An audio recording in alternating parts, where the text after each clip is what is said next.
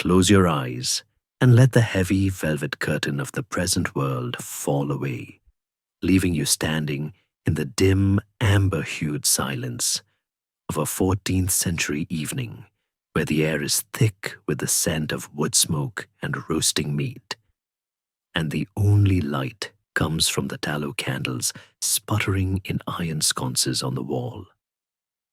We are drifting back to an age where the boundaries between the earth outside and the sanctuary inside are porous and indistinct. A time when the ground beneath your feet tells a story far deeper and darker than the history books usually dare to whisper.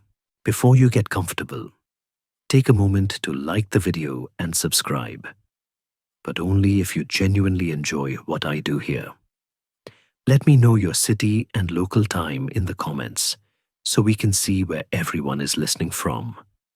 Now, let your shoulders drop and your breathing slow as we turn our gaze downward, away from the faces of the laughing merchants and the weary soldiers, to the floor itself. For this is where the true history of the Middle Ages lies waiting. When we imagine a medieval tavern, modern pop culture often paints a romanticized picture of a cozy retreat with polished wooden floors reflecting the hearth's warm glow. A clean stage for the drama of the night to unfold. But the visceral reality of the 14th century was far more chaotic and quite literally grounded in a foundation of organic decay. To understand the true social history of the Middle Ages, one must look past the smoke-filled air and the murky ale and gaze downward at the rush-strewn ground. For in an age before vacuum cleaners or modern sanitation, the tavern floor was not merely a surface to walk upon. It was a living, rotting geological record of decades of human life, vice, and survival. Imagine stepping into a roadside tavern in the year 1348, where the ground beneath your boots is not stone or timber, but packed earth covered in a thick, unpredictable layer of rushes or straw. A spongy landscape that yields softly under your weight, like the damp floor of a forest. Initially, these floors might have had a rustic charm, smelling faintly of cut grass and fresh green reeds plucked from the nearby riverbank, scattered by the armful to provide a modicum of insulation against the cold clay and to absorb the inevitable spills of a rowdy establishment.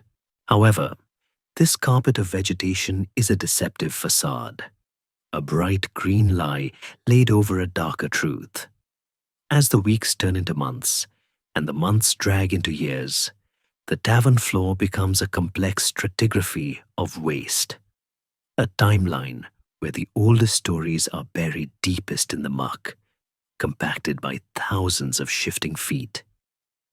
Instead of sweeping the old soiled layers out, a lazy tavern keeper, or perhaps simply an overwhelmed one, would often just scatter fresh rushes over the top of the accumulated debris, trapping the history of the previous month beneath a clean veneer.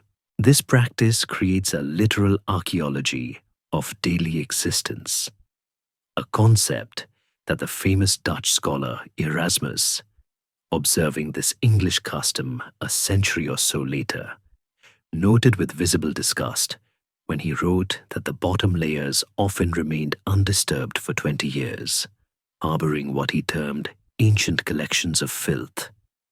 It is a chilling thought that beneath the lively banter of the living patrons, the floor holds a 20-year grudge of rotting matter, a festering memory of every meal served and every drink spilled since the king was a boy. What exactly lies within this fermenting strata? The tavern floor acts as a silent witness to every meal, every toast, and every conflict, absorbing the debris of life into its fibrous belly. When a patron consumes the ubiquitous perpetual stew, a thick brown pottage that has simmered in the cauldron for days.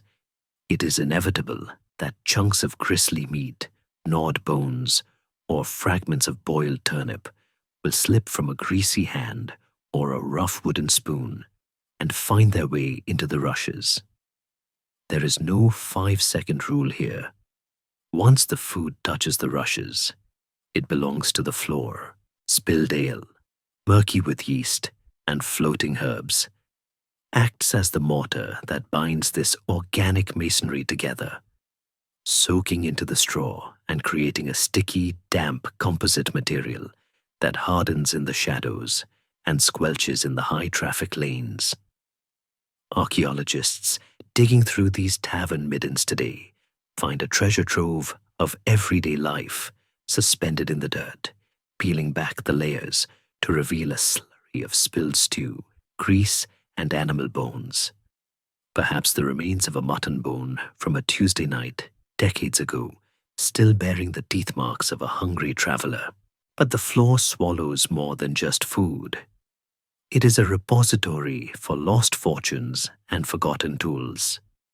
It is not uncommon to find copper long cross pennies, small and easily dropped in the dim light, slipping unnoticed through the weave of the straw to settle in the mud below, or bone combs used to tame a beard before a meeting, or even discarded daggers that slipped from a sheath during a scuffle and were trampled deep into the rustling bed. Occasionally, the floor even serves as a bed for a sleeping patron who has slid from his bench in a drunken stupor, finding a soft but hazardous rest among the reeds, his cheek pressed against the history of the room. This thick layer of organic matter is not just dead waste. It is a thriving ecosystem, a hidden world teeming with life that most patrons try to ignore.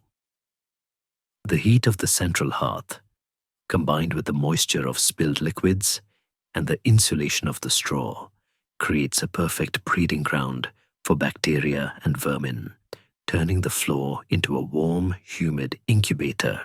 Small corpses of rodents who fail to escape the occasional tavern brawl or succumb to the toxic environment become part of the floor's permanent record, their bones mingling with the chicken wings and the lost coins. Furthermore, the floor harbors the fleas and lice that are the constant itching companions of every medieval soul, potentially accelerating the spread of the Black Death and other plagues. Tiny vectors of doom hopping from the rushes to the hem of a noblewoman's dress. The resulting odor is a physical assault on the senses, a complex bouquet of decomposing history, sour ale, and unwashed humanity that hangs heavy in the rafters. To combat this, more fastidious landlords wage a tiny aromatic war against the inevitable decay.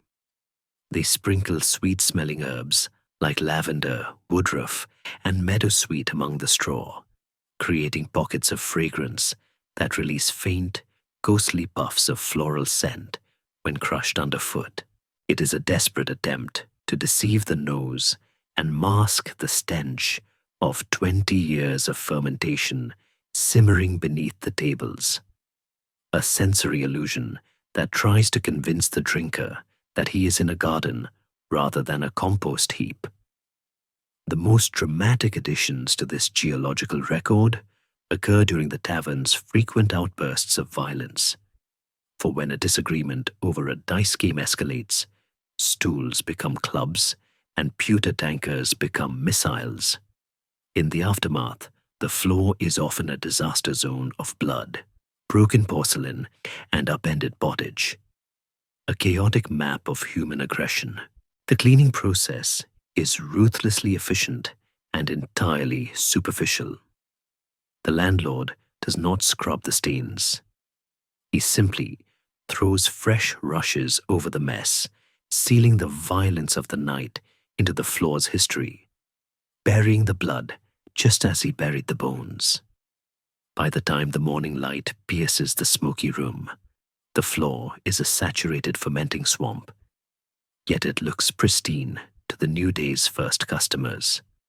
A fresh green facade that serves as the ultimate symbol of the tavern's hypocrisy. A place where the filth of the past is always present, just hidden beneath a thin layer of the new. The floor of the medieval tavern is much like the society it serves, brutal, resilient, and deeply layered.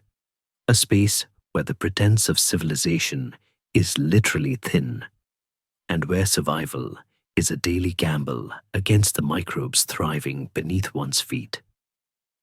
As a compressed time capsule, the floor holds the secrets of the merchant's greed, the soldier's trauma, and the laborer's brief moment of joy. Every step taken in a 14th century tavern is a step upon the ghosts of 1,000 nights. The tavern survives not because it is clean or safe, but because it provides a respiratory intimacy and a sense of community that the cold, rigid world outside cannot offer. Even in the filthiest of truths, there is a flickering light of connection, and that history remains buried in the strata of the tavern floor, waiting for the sun to dip low and the cycle to begin again. To walk into a medieval tavern is to inhabit a biological communion, where the very air you breathe and the ground you trod are heavy with the collective essence of humanity. A swirling, rotting, beautiful mess of life that we will now explore layer by layer, starting with the deceptive freshness of the surface. Historians still argue whether the depth of these floors was a sign of pure negligence or a necessary insulation technique against the freezing winters of the Little Ice Age. But regardless of intent, the result was a floor that remembered everything. We stand now at the threshold, looking down at the green rushes that look so inviting, yet knowing that beneath them lies a world as complex and teeming as the one above, the green illusion of fresh rushes. If we were to kneel upon this floor and press a hand against the surface, the initial sensation would be deceptively pleasant.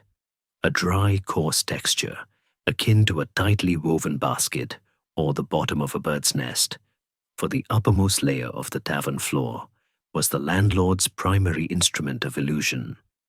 This was the green illusion, a deliberate and often desperate attempt to recreate the freshness of the open field within the suffocating confines of a timber-framed room.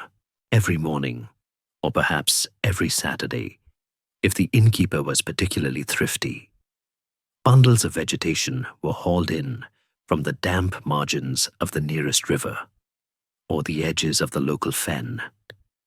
These were the rushes, tall, cylindrical stalks of juncus, stiff enough to withstand the trample of iron hobnailed boots, yet flexible enough to form a mat.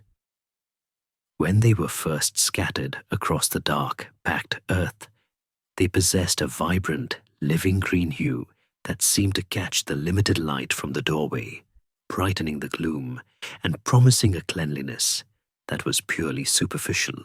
It was a momentary transformation, a weekly resurrection, where the tavern briefly pretended to be a garden.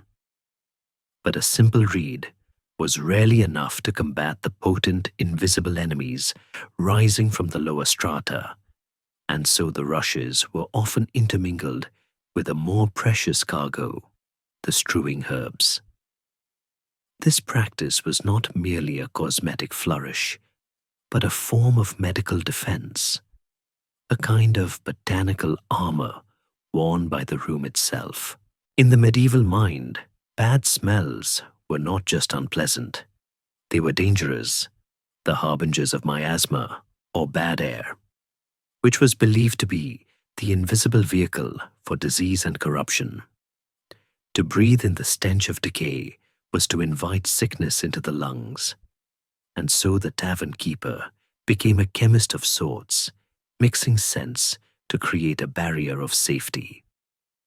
Foremost among these allies was meadowsweet, a plant so beloved for its almond-like fragrance that it was said to gladden the heart of anyone who inhaled it. We can imagine the landlord, a man whose apron is likely stiff with the very crime he seeks to hide, tossing handfuls of creamy white meadowsweet flowers and jagged green leaves across the threshold, creating a sweet, hazy border between the street and the sanctuary. Alongside the meadowsweet, one might find woodruff, a humble plant that, when dried, releases a scent remarkably similar to fresh-cut hay and vanilla. It is a comforting pastoral smell, the olfactory equivalent of a warm blanket, designed to lull the patron into a sense of rural security. In more affluent establishments, or perhaps on feast days when the local guild was meeting, lavender might be added to the mix, its sharp, clean purple notes cutting through the heavy aroma of roasting meat and unwashed bodies like a knife. There is a profound irony in this visual and olfactory tableau. The most beautiful smells of the English countryside were being employed solely to mask the most grotesque realities of English urban life. It was a sensory masquerade, a perfume applied to a wound. When a patron walked across this fresh layer, their weight would crush the dried leaves and brittle stems, releasing microscopic bursts of essential oils, tiny, invisible explosions of fragrance that rose up to meet the nose. Crunch, exhale, crunch, exhale. The very act of walking generated the air freshener, a kinetic exchange where the guest unwittingly participated in the deception. However, this layer of freshness had a tragically short half-life. The rushes, once severed from their roots, were dying things, and in the humid, low-light environment of the tavern, they began to decay almost the moment they hit the floor. The vibrant green would fade to a sickly yellow, and then to a nondescript brown within days, blending seamlessly with the mud and muck they were meant to cover. The stiff stalks would break and splinter, turning from a springy carpet into a treacherous, shifting mulch. And here lies a fascinating debate that still occupies the minds of social historians. Just how often were these layers actually removed? While the household accounts of great kings and wealthy bishops show payments for cleaning out the rushes and removing the waste entirely on a regular basis, the average roadside tavern operated on much thinner margins. Labor was cheap, but hauling tons of saturated, heavy manure straw out of a building was backbreaking work. It was far easier and infinitely cheaper to simply apply the lasagna method, adding a new layer of pasta, or in this case, reeds, on top of the old sauce. This laziness, or perhaps we should call it economic efficiency, led to a peculiar architectural phenomenon where the floor level inside a building would slowly, imperceptibly rise over the decades. There are records of door lintels having to be raised or steps down into a room, becoming steps up into a room simply because the floor had grown upwards to meet the ceiling. One can only imagine the regular patron, a man of habit, finding that over the course of 10 years, he had to duck slightly lower to avoid a beam that used to clear his head, literally standing on a pedestal of his own discarded history. It brings a momentary wry smile to think of a tall merchant blaming his shrinking surroundings on the quality of the ale rather than the geology under his feet. Yet, there was another, more pragmatic reason for the thick layer of rushes beyond just smell and laziness. Thermal regulation. The medieval world was a cold one, gripped by the onset of the Little Ice Age, and a floor of bare earth or stone was a massive heat sink, sucking the warmth straight out of the soles of one's feet. The decomposition process of the lower layers, that slow composting burn of rotting straw and organic matter, actually generated a faint, perceptible heat. In a strange twist of physics, the filth helped to warm the room. The fermenting floor acted as a primitive radiant heating system, a biological blanket that kept the toes of the drinkers from freezing on a bitter January night. Thus, the patron was caught in a double bind. To clean the floor was to freeze, but to keep it was to rot. Most chose the rot, wrapping their cloaks tight and letting the sweet scent of dried woodruff convince them that they were warm and safe. The presence of specific plants also hints at the tavern's battle against its tiniest invaders. Interspersed with the pleasant-smelling herbs, one might find bitter wormwood or fleabane, plants with harsh, acrid oils that were rumored to repel insects. This was the chemical warfare of the 14th century, a hope that the pungent oils would drive away the fleas that lived in the pant legs of the travelers. It was a strategy of mixed success. While the scent might have annoyed a flea, the warm, humid structure of the straw provided such a perfect nursery for their eggs that the deterrent was largely futile.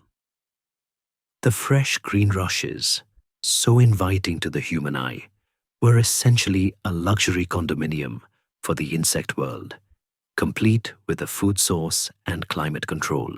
As the evening wears on in our imaginary tavern, the fresh rushes lose their fight.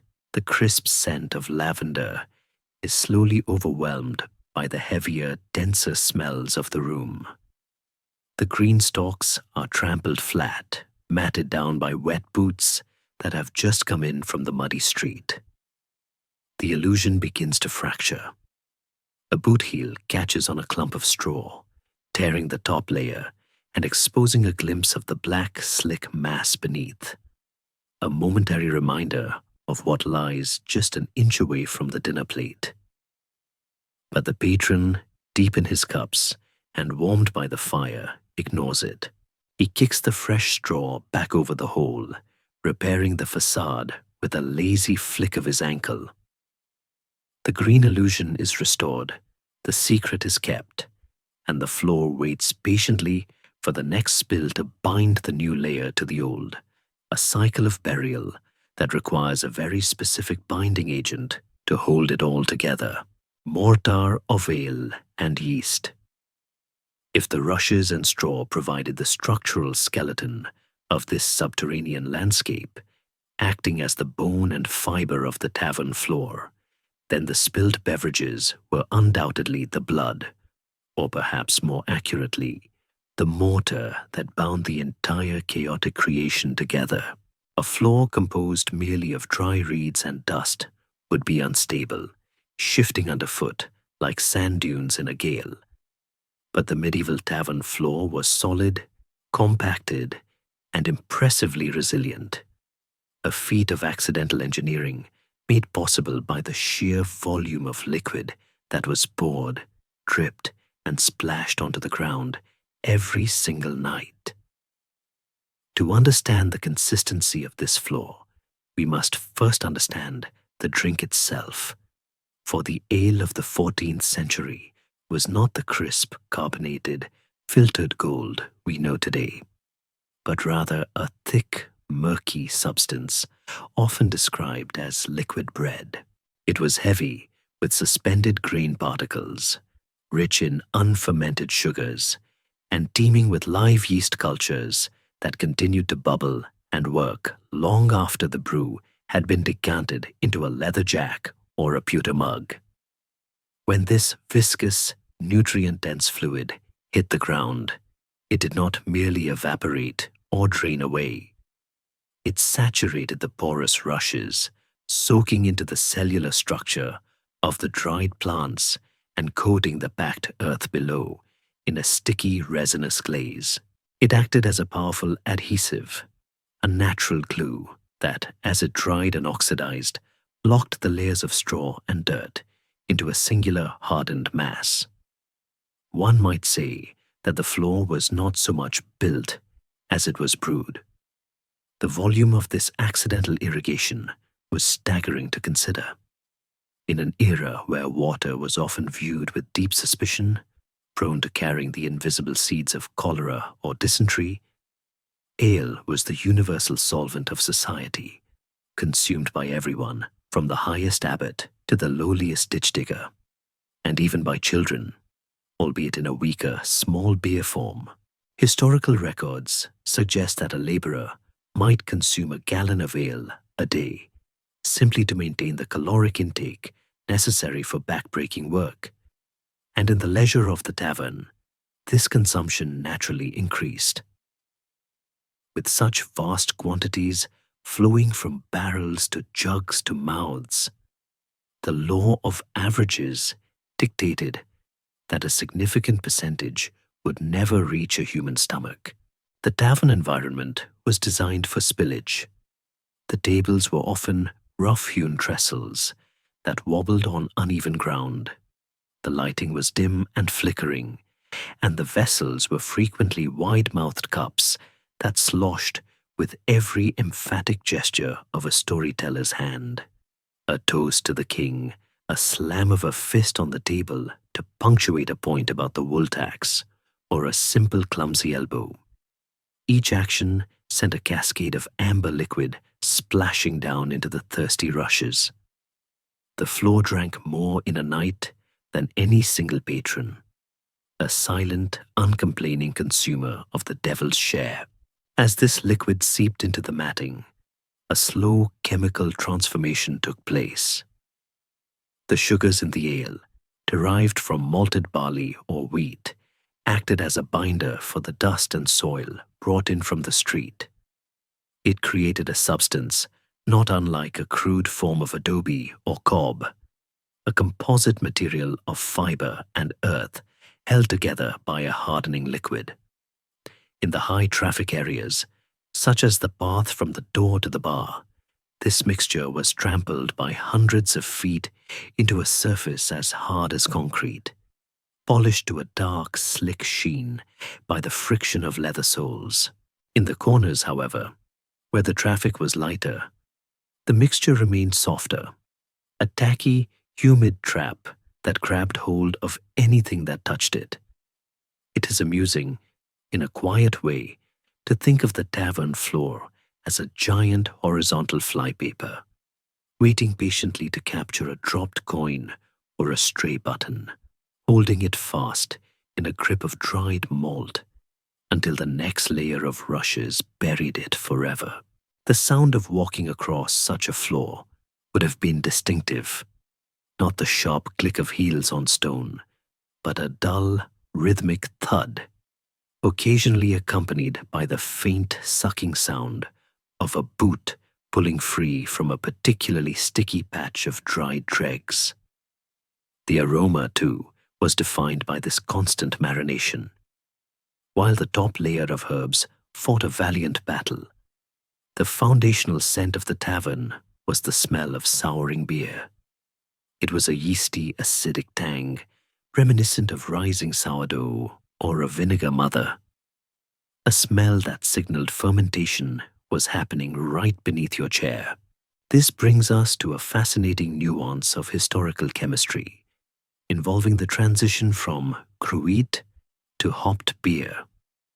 For much of the early Middle Ages, ale was flavored with cruet, a secret mixture of herbs like bog myrtle, yarrow, and wild rosemary, which gave the drink a sweet herbal profile, but offered no preservative qualities, meaning the ale and the spills on the floor soured very quickly, turning the ground into a literal bed of vinegar.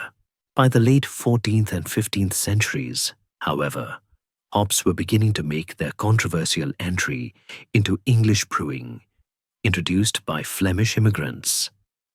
Hops are a natural preservative and a potent antibacterial agent. Historians and archaeologists sometimes speculate on whether the introduction of hopped beer might have inadvertently altered the microbiome of the tavern floor, perhaps slowing the rate of decay slightly, or changing the bacterial colonies that thrived in the muck. It is a strange thought that a change in brewing recipes might have changed the very geology of the floor, making the mortar slightly less prone to rapid rot, though certainly no cleaner. There was also a ritualistic aspect to this dampness. In a world governed by superstition, the deliberate spilling of a few drops of wine or ale as a libation to the spirits, or perhaps just for luck, was not unknown. These intentional spills joined the accidental ones, adding a layer of spiritual debris to the physical mess. Furthermore, the tavern keeper's own practices contributed to the saturation. When a cask was tapped, the initial spray often hit the floor. When the dregs at the bottom of the barrel were deemed too cloudy to sell, they were often simply tipped out. Why carry a heavy bucket to the back alley when the floor was right there, ready to absorb the waste? The floor was the ultimate convenience, a drainless sink that never overflowed, largely because it was constantly growing. This casual disposal of liquid meant that the humidity at floor level was perpetually high. In the winter, this dampness was a curse, seeping into the wool stockings of the patrons and chilling the bone. But in the summer, the evaporating liquid might have provided a very slight, swampy cooling effect, a medieval air conditioning powered by stale beer. Yet, the most significant role of this ale mortar was its ability to preserve. Just as peat bogs preserved the bodies of ancient kings, the anaerobic, sugar-rich, and slightly acidic environment created by the saturated rushes helped to slow the decomposition of certain organic materials. Leather scraps, wood fragments, and even textiles that fell into this sticky matrix were often sealed away from oxygen, surviving for centuries until modern trowels brought them back to the light. The ale did not just bind the floor, it fossilized the moment. It captured the wool fiber from a cloak, the splinter from a bench, and the hair from a dog, encasing them in a hardened amber of grime. It essentially turned the floor into a time capsule sealed with a kiss of malt. As we sit in the dark corner of our imagined tavern, watching a barmaid struggle with a heavy pitcher, a splash of ale goes over the rim and hits the rushes with a wet slap. We watch it disappear, soaking in, doing its work, adding one more milligram of integrity to the structure. The floor is now primed. It has the frame of the rushes and the glue of the ale. It is a hungry, sticky surface, waiting for something more substantial to fall, for a floor built of drink is destined to be fed with food. And the menu of the 14th century offered plenty of solid debris to complete the mixture, fragments of the perpetual stew. If the spilled ale provided the mortar, then the solid masonry of this subterranean architecture was supplied by the tavern's kitchen, specifically from the contents of the ubiquitous, bubbling cauldron that hung heavily over the central fire. In the culinary landscape of the medieval tavern, the menu was dominated by a single, enduring entity known as the perpetual stew, or pottage, a dish that was less of a recipe and more of a historical event in its own right. This thick, brown slurry was rarely emptied completely. Instead, it was simply replenished day after day, with new ingredients tossed into the pot to mingle with the remnants of the old. A handful of dried peas on Monday, a bunch of withered carrots on Tuesday, a tough heel of salted pork on Wednesday, and perhaps a poached rabbit on Thursday would all swim together in a murky, flavorful brotherhood. When a ladle was dipped into this cast iron abyss to serve a hungry drover or a weary pilgrim, it brought up a steaming cross-section of the week's pantry. But in the dimly lit, chaotic environment of the taproom, not every spoonful reached its intended destination. The journey from the bowl to the mouth was a perilous one, often navigated with nothing more than a rough wooden spoon or a piece of bread, and the floor waited patiently below to catch the casualties of clumsy dining. Thus, the tavern floor became a graveyard of forgotten meals, a fossil record of dietary habits, where the ghost of a parsnip from 1848 might lie pressed against the backbone of a herring caught during Lent. The etiquette of the time, or rather, the lack thereof in such establishments, accelerated this accumulation of food waste. We must remember that the refined dining implements of the modern era were non-existent here. There were no forks to pin down a slippery morsel, and individual ceramic plates were a luxury reserved for the high tables of nobility. Instead, the tavern patron ate from a trencher, a thick, rectangular slab of stale, coarse bread that served as an edible plate. The trencher was designed to absorb the juices of the stew, but as the meal progressed, this bread plate would often disintegrate, saturated to the breaking point by grease and gravy. When a trencher failed, collapsing under the weight of a heavy mutton chop, the debris tumbled downward, landing with a wet thud among the rushes.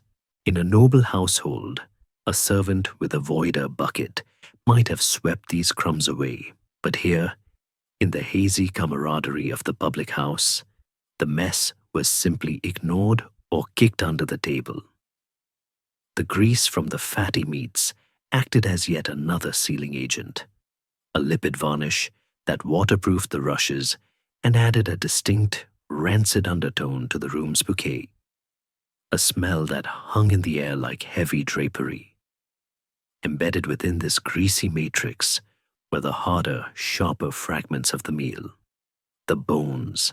The floor of a busy tavern was essentially a calcified mosaic of skeletal remains.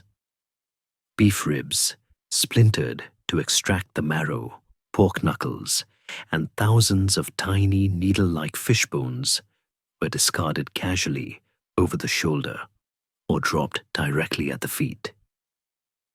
Historians and archaeologists who excavate these sites often find that the distribution of bones tells a story of the table arrangements. A high concentration of goose or venison bones might indicate where the wealthier merchants sat, while a pile of broken pig trotters marks the corner of the laborers. These bones did not remain on the surface for long. The constant traffic of heavy boots acted as a pulverizer, crushing the smaller, more brittle chicken bones into a white dust that mingled with the straw, while the larger, denser cattle bones were trampled deep into the mud, becoming hard, uncomfortable nodules in the floor's topography. To walk across the room was to navigate a hidden minefield of calcium, where a misstep might mean twisting an ankle on a hidden femur. There is a quiet, almost comical tragedy in the image of a patron complaining about a lumpy floor, unaware that the lump is the structural remains of last month's roast dinner. This layer of food waste also included the botanical macrofossils that delight modern researchers, the pits, seeds, and stones of fruits that were snacked upon during a game of dice or a long conversation. Slow stones, cherry pits, hazelnut shells, and apple cores were spat out with casual abandon, finding their way into the deep, dark crevices of the reed matting. These tiny, durable seeds are miracles of preservation. Protected by their hard outer shells, and the anaerobic seal of the ale-soaked floor, they survived the rot that claimed the softer vegetables. Today, they allow us to reconstruct the very seasons of the tavern's life. A layer rich in strawberry seeds and cherry stones speaks of a warm, abundant July, while a stratum dominated by cracked hazelnuts and dried wrinkled peas whispers of a lean, cold February. The floor was a calendar, marking the passage of time, not in days or hours, but in the harvest of the fields and the orchards. It is a profound intimacy to realize that, by analyzing a scoop of dirt, we can know that on a specific rainy Tuesday, 600 years ago, someone sat in this exact spot and enjoyed a handful of wild plums, spitting the stones into the dark, perhaps while laughing at a joke we will never hear. Of course, the presence of such an abundance of organic matter, rotting meat, soggy bread, and sugar-rich fruit, meant that the floor was effectively a massive, horizontal compost heap, kept at a constant, tepid temperature by the ambient heat of the room. It was a buffet laid out for the scavengers, while the tavern dogs played their part, prowling beneath the trestle tables to snatch up the larger fallen prizes. They could not eat everything. The smaller fragments, the crumbs, and the grease-soaked chaff escaped the canine patrols and sank into the spongy landscape, becoming fuel for the microscopic and macroscopic life that thrived in the shadows. This brings us to a scholarly debate regarding the manners of the era. While conduct books like the Baby's Book instructed young nobles not to spit on the table or throw bones on the floor, these rules were clearly aspirational rather than descriptive of common reality. In the tavern, the floor was the designated receptacle for anything inedible. It was a social contract of filth. As long as it was off the table, it was out of mind. This accumulation created a texture to the floor that is difficult for us to fully grasp today. It was not flat.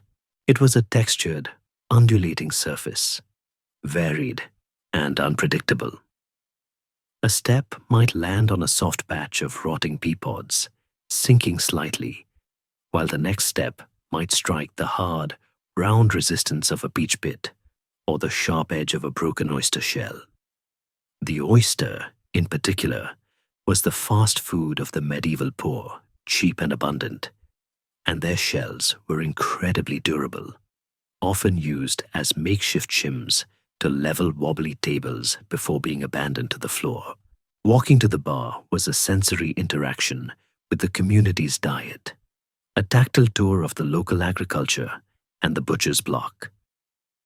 As the night deepened and the shadows lengthened, the floor, heavy with the weight of 1,000 dinners, began to settle. The perpetual stew in the pot above simmered on, while the perpetual compost below silently digested the history of the meal. The meat and the bread, once the source of life and energy for the patrons, now served a different purpose. They were the foundation for a tiny, rustling kingdom that was just waking up. For where there is food, there are eaters, and the true residents of the tavern floor were about to emerge from their hidden dens within the straw. The tiny kingdom beneath the straw. If we could shrink ourselves down to the size of a copper penny and stand amidst the forest of dried stalks that covered the tavern floor, we would quickly realize that we were not standing in a waste dump, but in a thriving, bustling metropolis, a tiny kingdom beneath the straw that possessed its own hierarchy, its own highways, and its own nocturnal rhythms. While the human patrons dominated the space above the knee, the world below belonged to a different class of citizen, one that did not pay for its ale, but certainly enjoyed the hospitality. The tavern floor, with its endless supply of dropped food, its stable temperature generated by the composting layers, and its labyrinthine structure of matted reeds was effectively a paradise for the small scavengers of the medieval world. Foremost among these shadow residents was the house mouse, a creature that viewed the tavern not as a business, but as a vast, inexplicable barn that never emptied. To a mouse, the floor was a complex terrain of hills and valleys, where a discarded crust of bread was a mountain to be conquered, and a spilled puddle of thick ale was a lake to be sipped. We can imagine them moving with liquid grace through the tunnels they had carved into the lower, drier layers of the rushes, their whiskers twitching as they navigated the dark, safe passages beneath the heavy boots of the drinkers. They were the silent cleanup crew, the unsolicited janitors who scurried out from the wainscoting the moment the room grew quiet. Or sometimes, if they were bold, even while the revelry was at its peak, to snatch a fallen morsel of cheese or a crumb of oat cake. But the mouse had a larger, more formidable cousin sharing this subterranean real estate: the black rat, Rattus rattus. Unlike the shy sewer rats of the modern era, the medieval black rat was an agile climber, a creature of the rafters as much as the floor. But it found the tavern rushes to be an irresistible hunting ground. These were intelligent, opportunistic survivors who had followed the trade routes from the east, hitching rides on grain ships and wool carts to find their way into the heart of the English public house. In the dim flickering light of the tallow candles, a sharp-eyed patron might occasionally catch the flash of a long, hairless tail disappearing into a gap in the floorboards, or see a pair of small, intelligent eyes reflecting the firelight from a dark corner. There is a certain historical irony in the relationship between the tavern keeper and the rat. While the landlord despised them as thieves who gnawed through sackcloth to get to the grain, he also inadvertently created the perfect habitat for them. By layering fresh straw over old food, he was essentially building them a fortified pantry.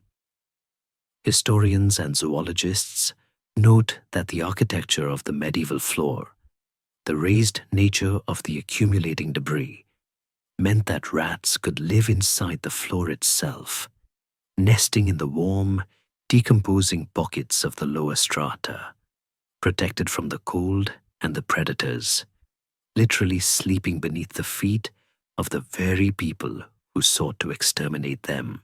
However, the furry inhabitants were merely the giants of this microscopic ecosystem.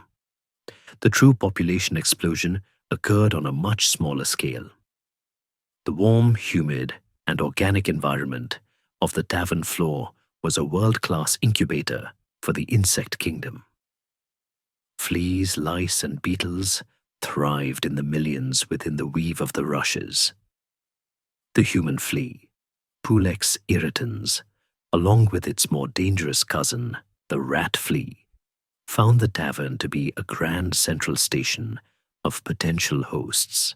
As patrons sat on the benches, their cloaks dragging on the ground, or as travelers stretched out by the fire to sleep, the floor became a biological interface, a transfer point where the residents of the straw could migrate to the warmth of a wool stocking or a linen shift. It was a fluid exchange. A flea from a merchant's dog might hop onto a pilgrim's robe, and a louse from a soldier's tunic might fall into the rushes to wait for a new ride. This constant, low-level parasitism was simply a fact of life, a shared misery that connected the king to the peasant. In the lullaby of the tavern, the background track was often the subtle, rhythmic sound of scratching, a universal, unconscious gesture that transcended language and class.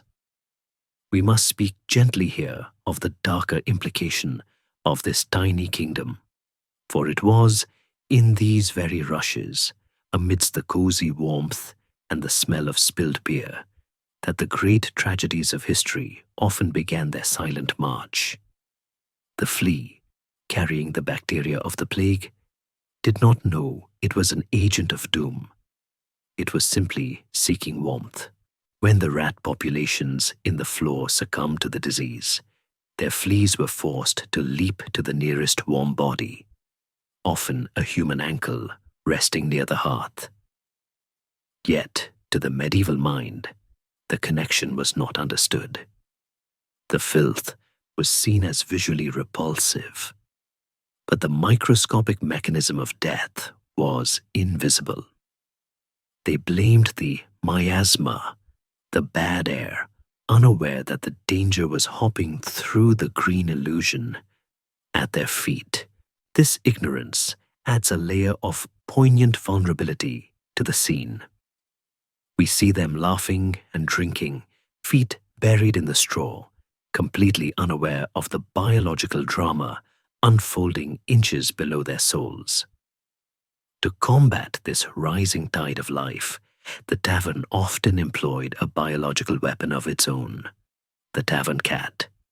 These were not the pampered, purring pets of the modern living room, but working animals, lean, scarred, and fiercely independent. The mouser was an essential member of the staff, often the only one working the night shift. We can picture a tabby cat, perhaps missing the tip of an ear from a territorial dispute, crouching in the shadows of a beer barrel, its amber eyes fixed on a rustling patch of straw. The cat was the dragon of this tiny kingdom, the apex predator of the floorboards. Yet historical records and illuminated manuscripts suggest that even the most diligent cat was often overwhelmed by the sheer scale of the infestation. There is a delightful soft humor in the image, found in some marginalia of monks' texts, depicting cats who have simply given up, sleeping peacefully next to a mouse, both of them seduced by the warmth of the fire and the fullness of their bellies. In a tavern where food was everywhere, even the predators grew lazy. The cat might catch a mouse now and then to earn its keep, but the tiny kingdom was too vast, too entrenched, and too well fed to ever be fully conquered. The presence of this ecosystem also contributed to the physical sensation of the floor. It was not a static surface. If one sat very still, late at night, when the roar of the conversation had died down to a murmur, the floor would seem to vibrate with a faint, imperceptible energy. It was the movement of thousands of tiny legs, the rustling of straw as a beetle burrowed deeper, the soft scratch of a mouse rearranging its nest. The floor was alive in the most literal sense. This biological communion meant that the tavern was never truly empty. Even when the doors were locked and the shutters barred, the room was bustling with activity. The silence was an illusion. Just like the green rushes, this teeming life also played a crucial role in the decomposition of the floor itself. The larvae of beetles and flies acted as nature's recyclers, breaking down the spilled stew and the dropped bones, accelerating the transformation of food into soil. Without them, the floor would have risen much faster than it did. They were the unseen digesters of the tavern's waste. In a strange symbiotic loop, the vermin helped to manage the filth that sustained them. They were the unplanned sanitation department of the 14th century. As the narrator of this history, I invite you to feel a strange sort of respect for this resilience. Life, in all its forms, clings to the edges of human existence, finding a way to flourish in the dark, damp spaces we try to forget. The mouse nibbling on a dropped cherry stone, the flea navigating the forest of a woolen sock, the beetle marching across a wasteland of dried mud. They are all characters in this story, small witnesses to the human drama unfolding above. And as the population of this tiny kingdom grew, so too did the sensory consequences, leading the tavern keeper to escalate his battle not against the animals themselves, but against the invisible, suffocating cloud they helped to create, a cloud that required a new, more fragrant strategy to combat. If the eyes could be deceived by the green illusion of fresh rushes, and the feet could be steadied by the mortar of sticky ale, the nose was a far more discerning and difficult critic to silence. The medieval tavern was a battlefield of odors, a sensory arena where a constant, invisible war was waged between the forces of biological decay and the desperate countermeasures of botanical fragrance. This was the War of Scent, a conflict fought not with swords or arrows, but with volatile oils and crushed petals, and the stakes were higher than mere comfort. To the medieval mind, as we have touched upon, a foul smell was not just a nuisance. It was a physical threat, a silent assassin capable of corrupting the humors of the body and inviting death to enter through the nostrils. Thus, the tavern keeper's scattering of herbs was less of a housekeeping chore and more of a medical intervention, a daily ritual of fumigation designed to hold back the tide of miasma rising from the floorboards. The primary weapon in this aromatic arsenal was the strewing herb, a category of plant life cultivated specifically to be walked upon. We return to the meadow sweet, the queen of the meadow, which reigned supreme in the English tavern. Its preference for damp soil made it abundant and cheap, but its value lay in its unique chemistry. When the creamy, frothy blossoms of meadowsweet are crushed under a heavy boot, they release salicylic acid, the chemical precursor to aspirin, which carries a distinct, sharp antiseptic scent, mingling with a sweetness akin to almonds and honey. It is a scent of cleanliness, a sharp, medicinal perfume that cuts through the heavy, fatty odors of roasting meat like a silver blade. One can imagine the sensory jolt of walking from the manure-scented street into a room suddenly filled with this crisp almond air. It was a signal to the brain that one had entered a zone of safety, a sanctuary where the air was curated for human consumption. But meadowsweet did not fight alone. In the corners of the room where the dampness was most persistent, one might find costmary, also known as alicost, a plant with a balsamic, minty aroma that was often used to flavor ale before hops took over, but also served as a potent floor deodorizer. Its minty freshness provided a cooling counterpoint to the heat of the fire.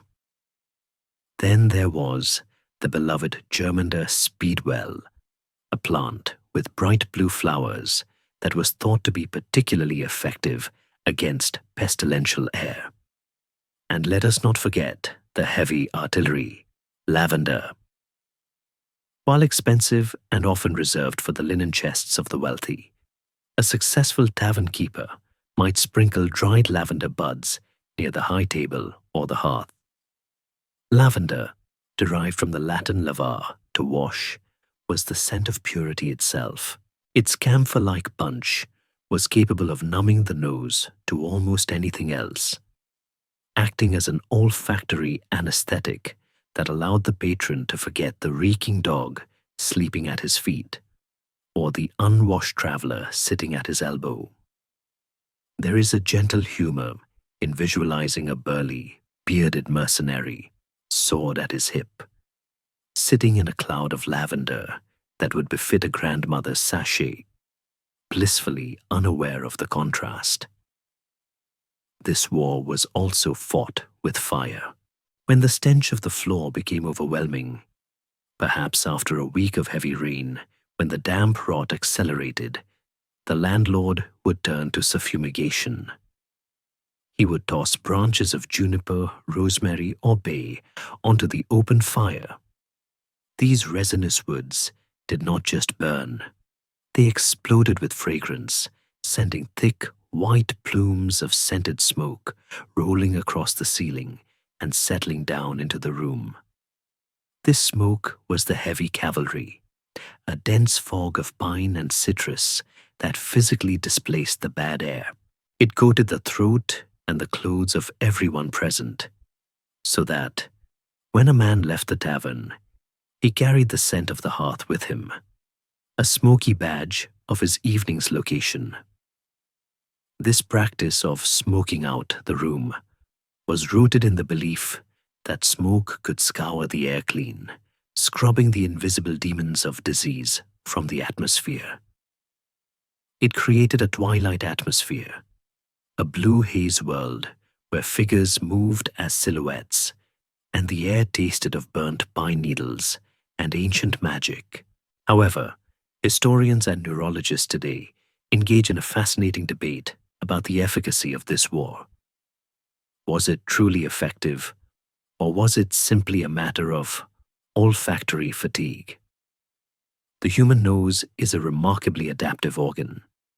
After a few minutes of exposure to a strong smell, the brain simply stops registering it to focus on new information. This phenomenon, known as nose blindness, suggests that the medieval patron likely stopped smelling the rot of the floor and the sweetness of the herbs within 10 minutes of entering the tavern. The initial blast of meadow sweet was a greeting, a sensory handshake. But for the rest of the night, the drinker likely existed in a neutral background scent that his brain simply ignored. The war was won not by defeating the enemy, but by the observer ceasing to care. Yet the psychological comfort remained. The sight of the fresh herbs and the ritual of the burning juniper provided a placebo effect that was just as powerful as the scent itself. If it looked clean and smelled briefly of flowers, then it was safe. This aromatic landscape also had a profound connection to memory. The sense of smell is wired directly to the limbic system, the brain's emotional center.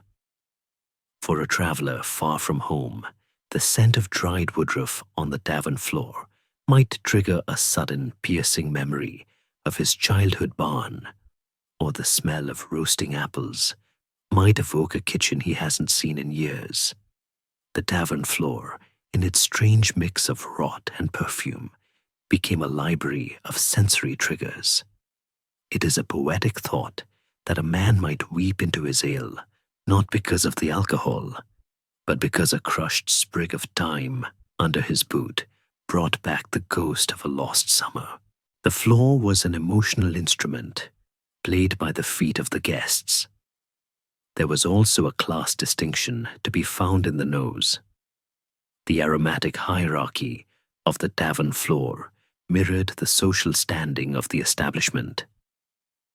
A high-end inn catering to wool merchants might use imported cloves or cinnamon bark in the floor mix during Christmas, creating a rich, spicy carpet that smelled of wealth and distant lands. A roadside hovel, on the other hand, would rely on whatever weeds grew in the ditch outside. Sedges, tansy, or even pine branches. You could tell the quality of the alehouse with your eyes closed, simply by the crunch and the waft that greeted your first step. A floor that smelled of expensive rosemary was a promise of better wine. A floor that smelled only of damp straw and vinegar was a warning to guard your purse. Despite these efforts, the filthy truth always threatened to break through. The aromatic war was a stalemate at best. No amount of lavender could fully mask the decomposition of a mutton bone that had been festering for 3 years.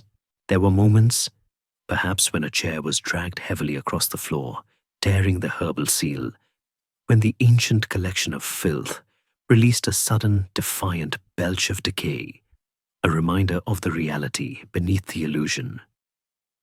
In these moments, the patrons might wrinkle their noses, take a deep draught of their ale, and loudly call for more wood on the fire, a collective agreement to ignore the breach. It was a shared denial, a social contract that said, "We will pretend this room smells like a garden if you keep pouring the drink." The herbs themselves, once their scent was spent, became part of the problem. The withered stalks of meadowsweet and the dried twigs of rosemary added more biomass to the floor, more fuel for the rot. The weapons of the war eventually became the terrain of the enemy. It is a cycle of futile beauty. The flower is brought in to fight the decay. It dies, and it becomes the decay, waiting to be covered by the next flower. This constant layering created a deep, soft, and fragrant bed that was treacherous in its own way. As the night wore on and the air grew thick with smoke and heavy with the scent of humanity, the floor became a hypnotic, swirling abyss.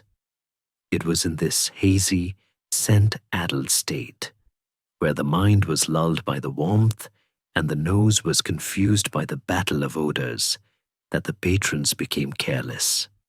The war of scent distracted them, and in that distraction, their grip loosened. The hands that held the coins, the combs, and the daggers relaxed, and the floor, waiting patiently beneath the cloud of lavender, prepared to claim its next prize from the treasury of the clumsy. As the night deepens and the ale flows with the steady rhythm of a river, a subtle physiological change overtakes the patrons of the tavern. Their grip loosens. The tension of the day, held tight in the muscles of the hand and the curve of the fingers, begins to dissolve under the influence of warmth and malt.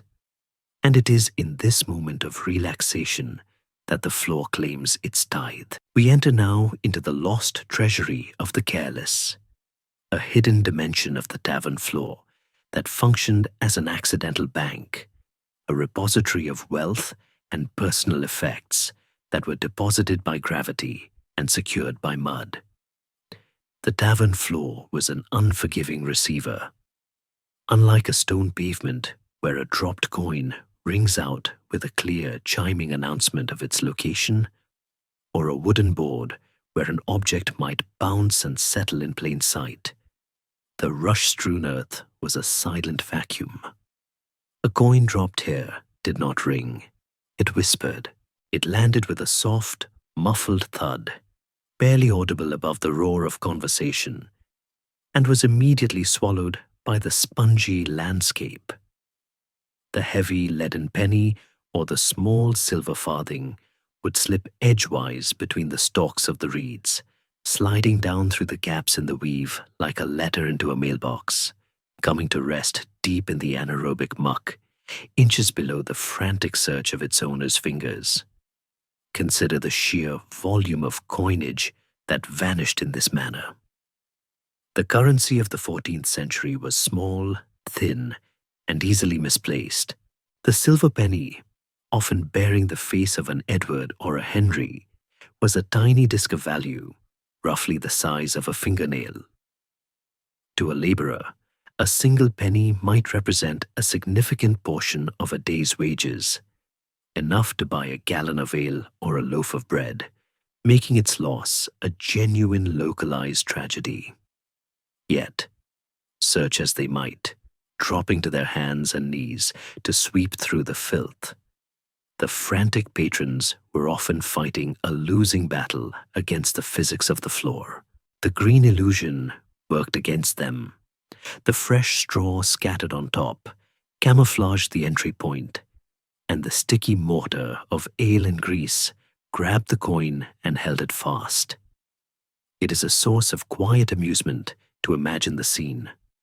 A burly ploughman, red-faced and tipsy, frantically patting the floor like a man trying to soothe a nervous dog, while his companions laugh and the coin sits mockingly just half an inch beneath his calloused thumb. The floor kept what it got, but the treasury held far more than just money.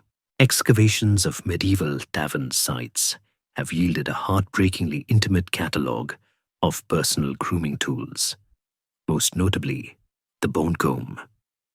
In an era where lice were a constant plague, the comb was not merely a vanity item, but a medical necessity, carried by everyone from the high-born to the low. These combs were often double-sided, with fine teeth on one side for nit removal, and wider teeth on the other for styling, carved from antler or wood, and often decorated with simple geometric circles. Men would sit at the tavern tables, perhaps while waiting for their meal, and absent-mindedly comb their beards or hair, a public act of hygiene that was socially acceptable at the time.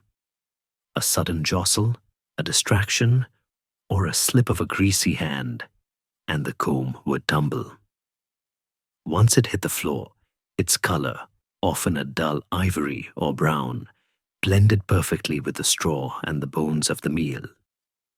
To lose a comb was to lose a personal defender against the itch, a small disaster that left the owner scratching his head in more ways than one. Then there were the tools of dining. As we have noted, the tavern did not provide cutlery. A man brought his own knife to the table.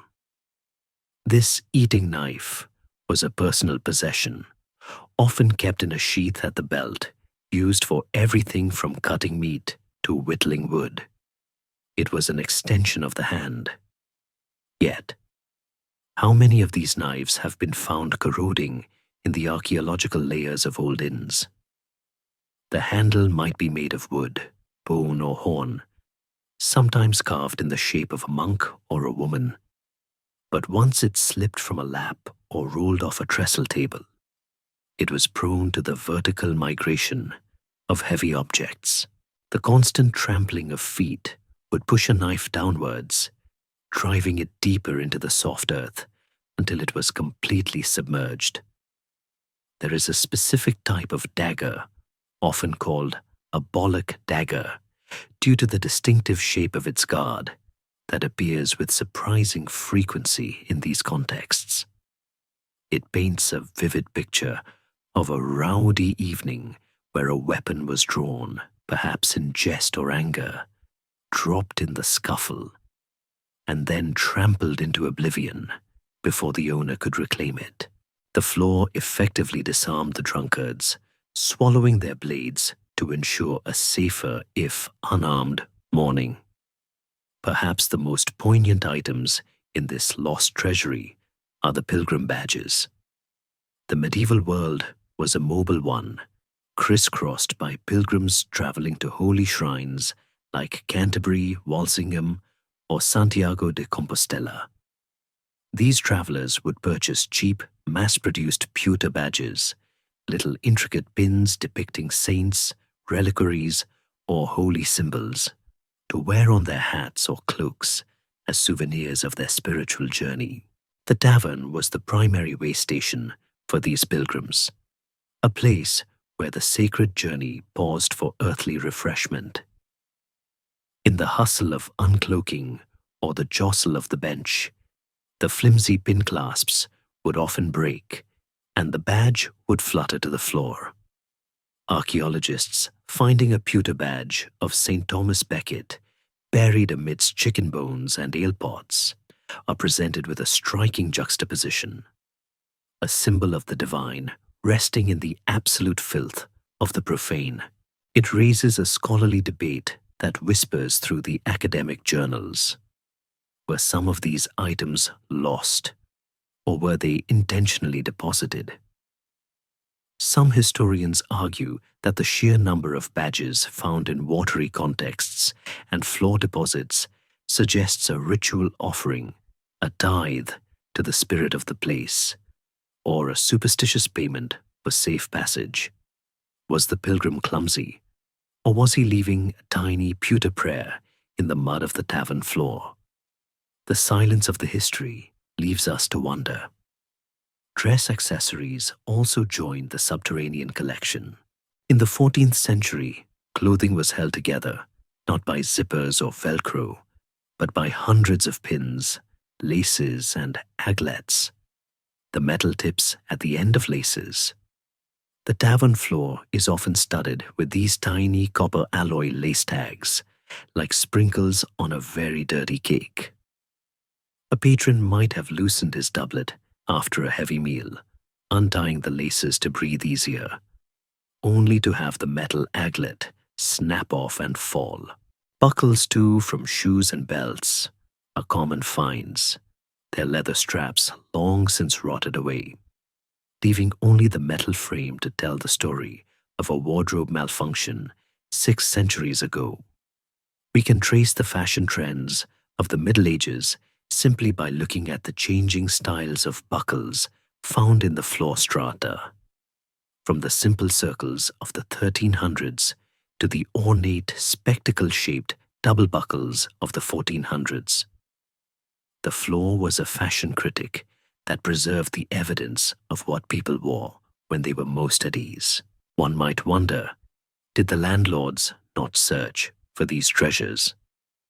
Surely, they knew that their floor was a goldmine of lost property.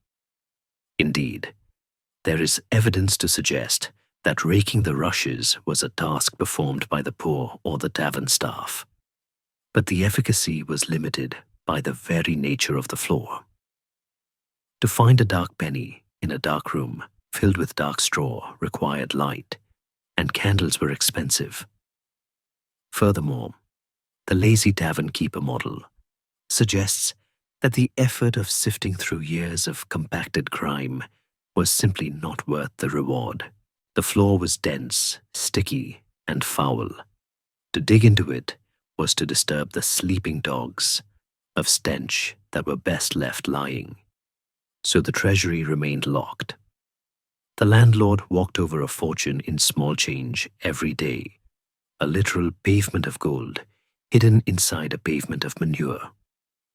This accumulation turned the tavern floor into an unintentional time capsule, a democratic archive where the possessions of the thief, the priest, the merchant, and the serf mingled in the same mud.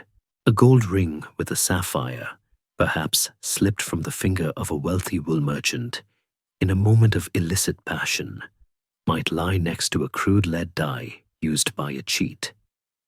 The floor did not discriminate. It took from everyone with equal enthusiasm.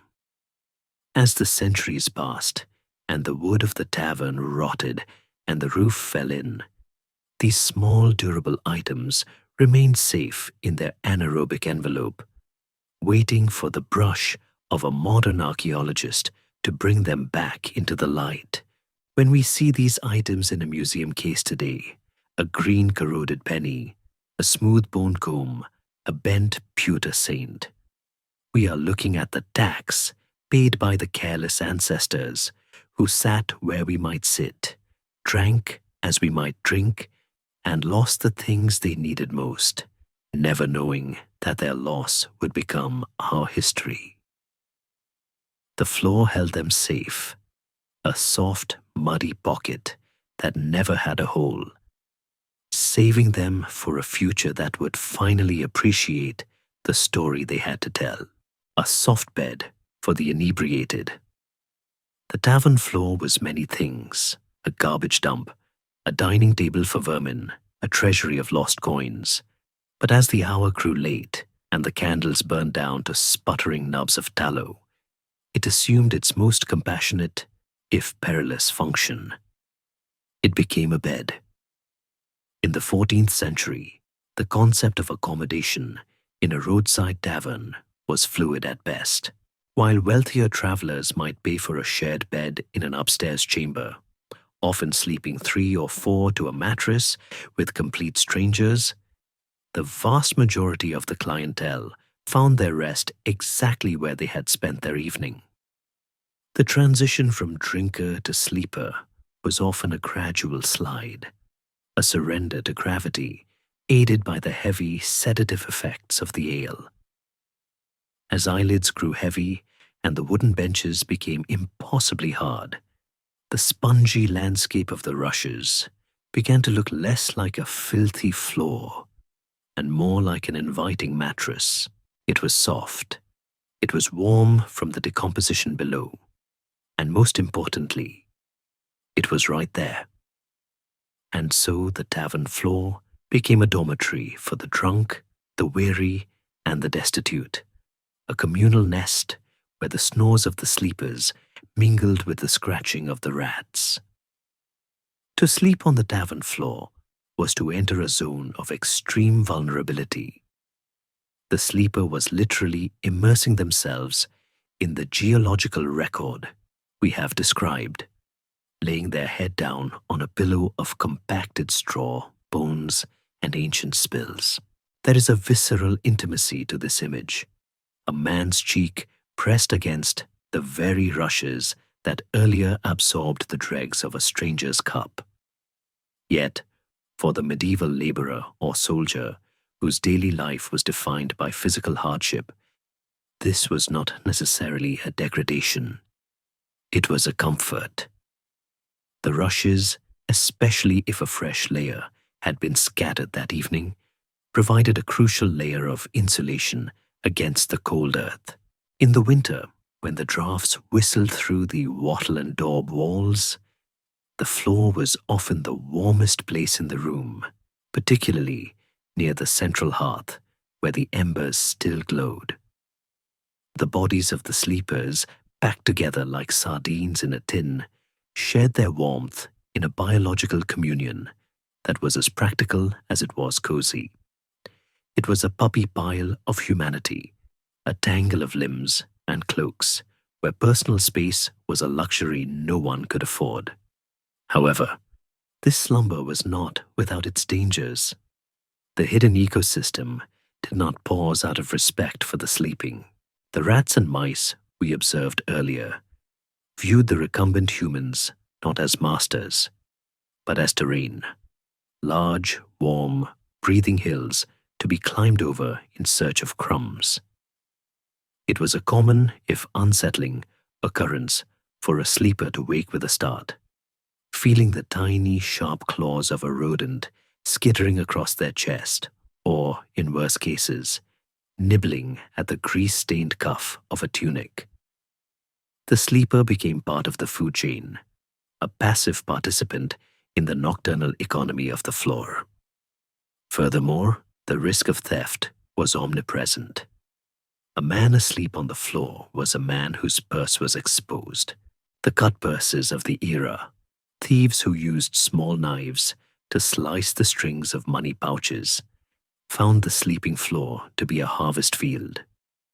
The wise traveler slept with his purse tucked deep inside his tunic, or better yet, used it as a lumpy pillow, trusting that the discomfort would keep him alert enough to feel a thief's touch. There is a fascinating legal and social dimension to this floor sleeping that historians often highlight. The tavern was a public space, but at night it blurred the lines between public and private. In some jurisdictions, sleeping in a tavern was technically illegal for locals, a measure designed to prevent vagrancy and keep men in their own homes with their families. But enforcement was lax, and the lazy tavern keeper was rarely inclined to wake a paying customer just to kick them out into the rain. This created a unique social environment where the floor became a temporary equalizer. A merchant who had arrived too late to find a room might find himself snoring next to a drover who smelled of cattle, or a friar whose feet were calloused from the road. In the dark, stripped of their standing and reduced to horizontal shapes on the rushes, the rigid class structures of the Middle Ages softened slightly. They were all just bodies seeking rest on a bed of weeds. But the most significant danger of the floor was not the rats or the thieves. It was the fire. The central hearth often an open fire in the middle of the room with smoke venting through a hole in the roof, was the heart of the tavern. As the night wore on, sleepers would instinctively inch closer to the warmth. The combination of dry straw on the surface, alcohol-soaked rushes beneath, and loose sparks from a dying fire was a recipe for disaster. Medieval coroners' rolls are dotted with tragic accounts of tavern fires that began when a sleeper rolled too close to the embers, or when a drunkard dropped a rushlight into the bedding. The floor was highly flammable tinder. A single spark could ignite the green illusion, turning the cozy nest into a trap of flame and smoke within seconds. The mortar of ale might have been damp, but the top layers of dried herbs and straw burned with terrifying speed. It is a sobering thought that the very thing that provided comfort, the deep, insulating litter, was also the fuel for the tavern's destruction. Yet despite the risks, the floor remained the primary bed for the masses. There was a certain resignation to it, a philosophy of good enough that permeated the era. The sleeper would wrap his cloak tight, the wool heavy and smelling of wet sheep, pull his hood over his eyes to block out the flickering light, and surrender. The sounds of the tavern would slowly fade. The last murmur of a conversation in the corner, the clatter of a pot being washed, the settling of the wood, the smell of the floor, that complex bouquet of lavender, ale, and rot, became the scent of sleep itself. For many, the tavern floor offered a freedom that home did not. It was a place of anonymity, where for the price of a penny ale, one could buy a few hours of oblivion away from the demands of a master, a spouse, or a guild. In the morning, the scene would be one of groggy resurrection. The first light of dawn, filtering through the shutters or the open door, would reveal a landscape of motionless lumps slowly beginning to stir. The bed would have to be abandoned. Men would sit up, brushing the straw from their hair and picking the rushes from their woolens. The floor would bear the impressions of their bodies, shallow depressions in the packed earth, and straw where a hip or a shoulder had rested for 8 hours. These ghost prints were the only evidence of the night's repose, and they would soon be trampled away by the morning crowd. The sleeper would rise, perhaps splash some water on his face from a bucket, and step out into the day, leaving his temporary bed to be reclaimed by the chickens and the dogs. The floor, having served as a table, a bank, and a mattress, was now ready for the cycle to reset, but not before the evidence of the night's darker activities, the brawls and the blood, had to be dealt with, for a tavern that slept hard often fought even harder, sealing the violence of the night. If the tavern floor served as a gentle bed for the weary, it also acted as the silent confessor for the sins of the wrathful. For in the rough and tumble world of the 14th century, the line between a jovial toast and a lethal brawl was terrifyingly thin. We now turn our gaze to the darker strata of this geological record, the layers that hold the sealed violence of the night. The medieval tavern was a pressure cooker of social tension.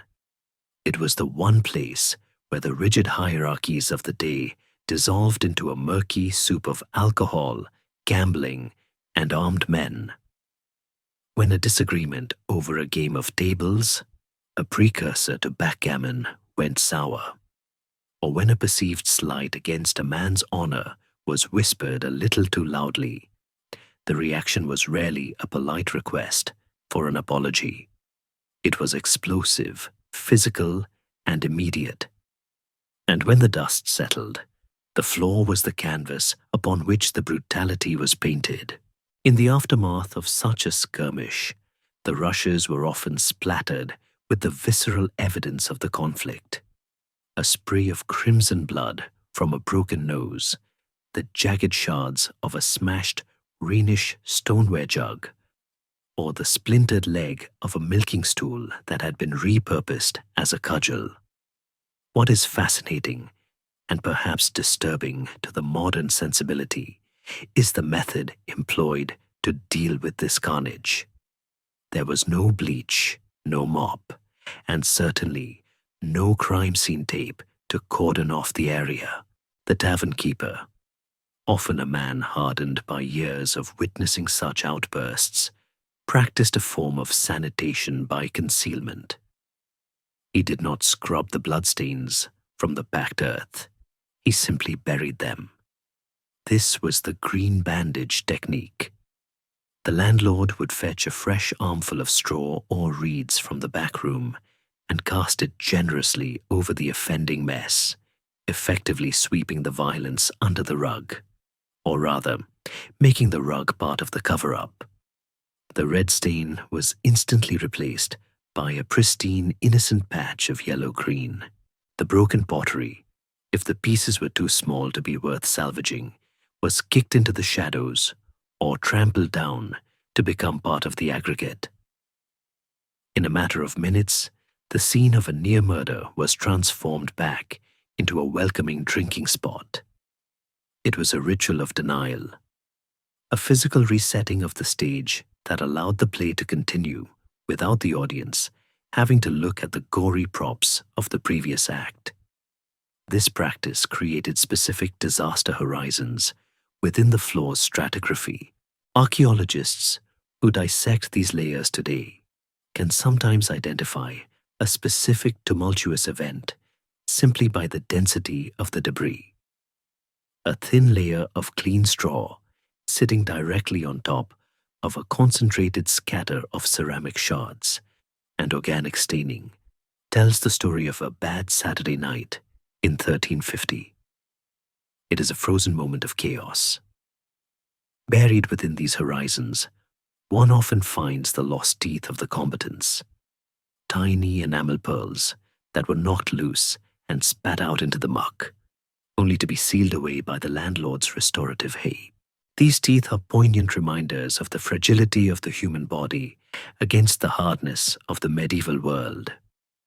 They lie there in the dark, separated from the jaw that once held them, silent witnesses to a flash of anger that flared and died centuries ago.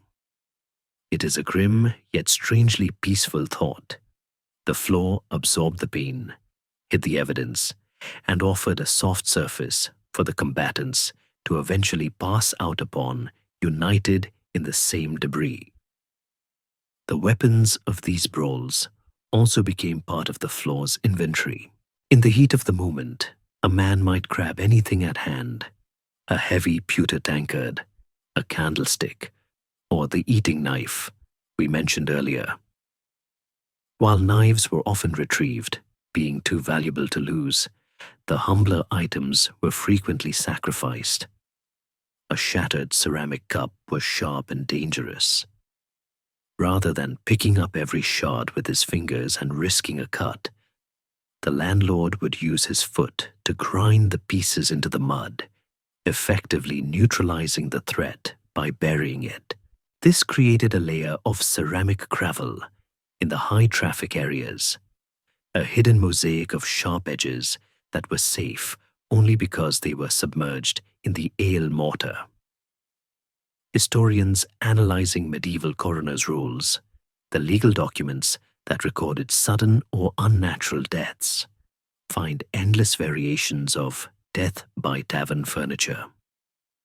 A man might be struck by a pot of ale or a joint stool. The floor became the final resting place for the fragments of these lethal household objects. There is a scholarly discussion regarding the psychology of the fresh layer. Did the patrons know what lay beneath? Undoubtedly. The regular customers knew that the clean patch of straw by the hearth covered the spot where Miller John had his head broken open the night before. But the green illusion served a social function. It allowed everyone to participate in a collective amnesia. By covering the blood, the landlord was signaling that the debt was paid, the event was over, and the social contract was renewed. It was a visual cue to move on. If the stain remained visible, it would be a constant provocation, a reminder of the grievance. By burying it, the tavern restored the neutral ground necessary for business. It was a primitive form of conflict resolution, out of sight, out of mind, underfoot. The sensory experience of the floor after a brawl changed subtly. The metallic, coppery scent of blood would mingle with the sour beer and the sweet meadow sweet, adding a disturbing primal note to the tavern's perfume. The tiny aromatic war we spoke of earlier would have to work overtime. Perhaps the landlord would burn extra rosemary that night, the smoke acting as a spiritual cleansing to chase away the bad vibes along with the bad smells. And the texture of the floor changed too. The patch of fresh straw would be higher and fluffier than the surrounding matted reeds, creating a small mound that tripped the unwary. It was a physical bump in the room's history, a topographical scar that marked the site of the violence. Over the next few days, the feet of the dancers and the drinkers would flatten this mound, integrating the fresh straw into the old, compressing the blood and the memories until the floor was level once more. The floor also played a role in the legal aftermath. If a man actually died, a not uncommon occurrence given the lack of antibiotics for infected wounds, the coroner would be summoned to view the body. The body would often be lying on the very rushes where it fell. The floor became the courtroom. The view of the frank pledge and the local jury would gather around, standing on the same filth, to determine if it was murder, self-defense, or misadventure. The floor held the clues, the slip marks in the mud, the position of the fallen knife. But once the body was removed and the verdict given, the green bandage was applied, and the tavern returned to its primary function. The dead were carried out to the churchyard, but their final moments remained trapped in the clay. This cycle of violence and burial suggests that the tavern floor was not just passive, it was complicit. It enabled the violence by promising a quick cleanup. If a landlord had to scrub a stone floor every time a nose was bloodied, he might have been stricter with his guests. But with an earth floor, the solution was cheap and easy. The filth allowed for a certain permissiveness. It absorbed the shocks of society. As we look down at the floor in our mind's eye, we can see it as a shock absorber for the Middle Ages, a soft, forgiving cushion that caught the falling bodies and the falling wreckage of a violent age. It wrapped them in a decomposing embrace, slowing the decay of the truth just enough for us to find it later. The floor is a graveyard of moments, some peaceful, some bloody, all bound together by the sticky, sweet resin of time. As the weeks turned into months, these violence horizons became just another thin, dark line in the stratigraphy. The blood oxidized to black, the straw rotted to brown, and the pottery shards settled into the permanent collection of the underground. The floor grew thicker, rising imperceptibly to meet the ceiling, bloated with the secrets of the night. But even the most lazy tavern keeper eventually reached a breaking point. The floor could only hold so much before it began to encroach on the living space, before the living ecosystem and the geological record threatened to overwhelm the tavern completely. There came a time when the simple act of covering up was no longer enough, when the sheer mass of the history required a more drastic intervention, or at least a very strong arm. This brings us to the unsung heroine of the tavern's sanitation, the figure who fought a daily, losing battle against the rising tide of muck, the alewife and her heavy broom. The alewife's heavy broom. When the sun finally breaches the horizon, casting its pale grey morning light through the oiled paper or the open shutters of the tavern windows, the nocturnal chaos recedes, and the room falls into a heavy, hungover silence.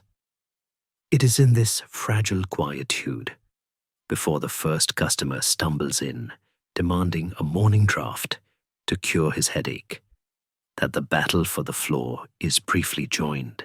The protagonist of this daily struggle is rarely the landlord himself, but rather the alewife, or brewster, a figure of immense importance and complex reputation in the medieval landscape.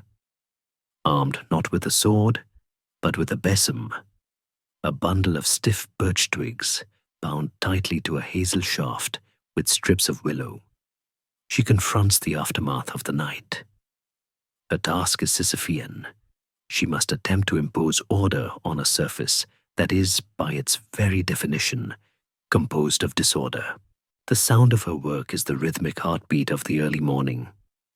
A dry, scratching swish, swish, swish that echoes off the timber beams.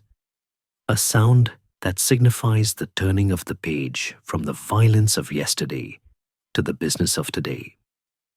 The broom she wields is a heavy, primitive instrument.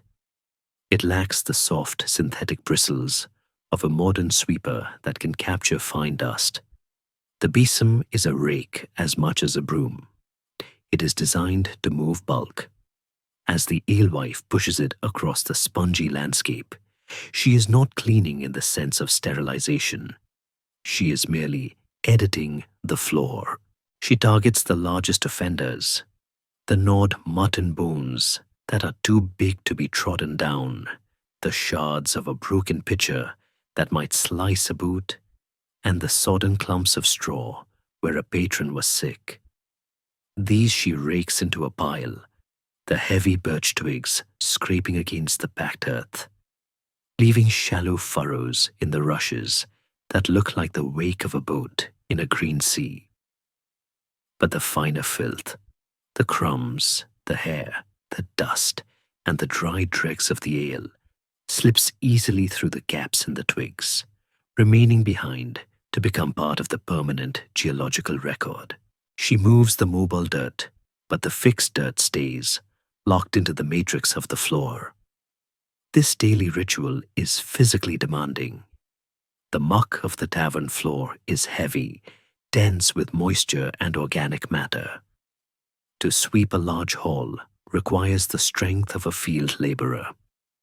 We can imagine the alewife, her sleeves rolled up to reveal forearms strong from mashing grain and lifting barrels, wrestling the heavy, saturated mass toward the door. As she works, she kicks up a fine cloud of particulate matter. In the shafts of sunlight that pierce the gloom, these dust motes dance like tiny golden angels, swirling in turbulent eddies around her head. But these are no angels. They are a respiratory hazard, a cocktail of dried dung, pulverized wool, and fungal spores.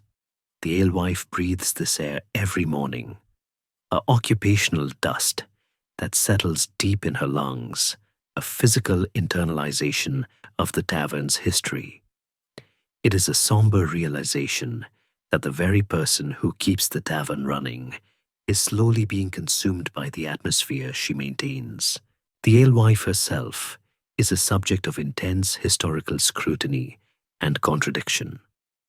In the 14th century, brewing was largely a female-dominated industry, a domestic art that was scaled up for profit. She held the keys to the cellar and the power of the mash tun. Yet, cultural depictions of her were often unkind. Church murals and doom paintings from this era frequently depict the alewife as a sinner, shown in hell holding her short measure jug, tormented by demons for the crime of watering down the beer. Historians argue whether this demonization was a result of genuine corruption or simply a patriarchal reaction to women holding economic power and controlling a public space. Standing there with her broom, she is neither a saint nor a demon, but a tired worker. She is the keeper of the threshold, the one who decides what stays in the floor and what gets cast out. She might pause in her sweeping to pocket a copper penny she spots gleaming in the straw, a finder's fee that she feels no guilt in claiming, before sweeping the rest of the debris over the threshold and into the street.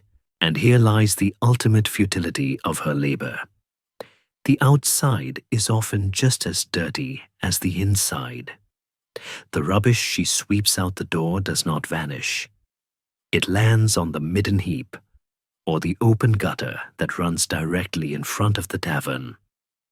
This pile of waste, steaming in the morning chill, is often located directly beneath the ale stake, the long pole with a bush or a hoop that served as the tavern's sign. There is a dark humor in this juxtaposition.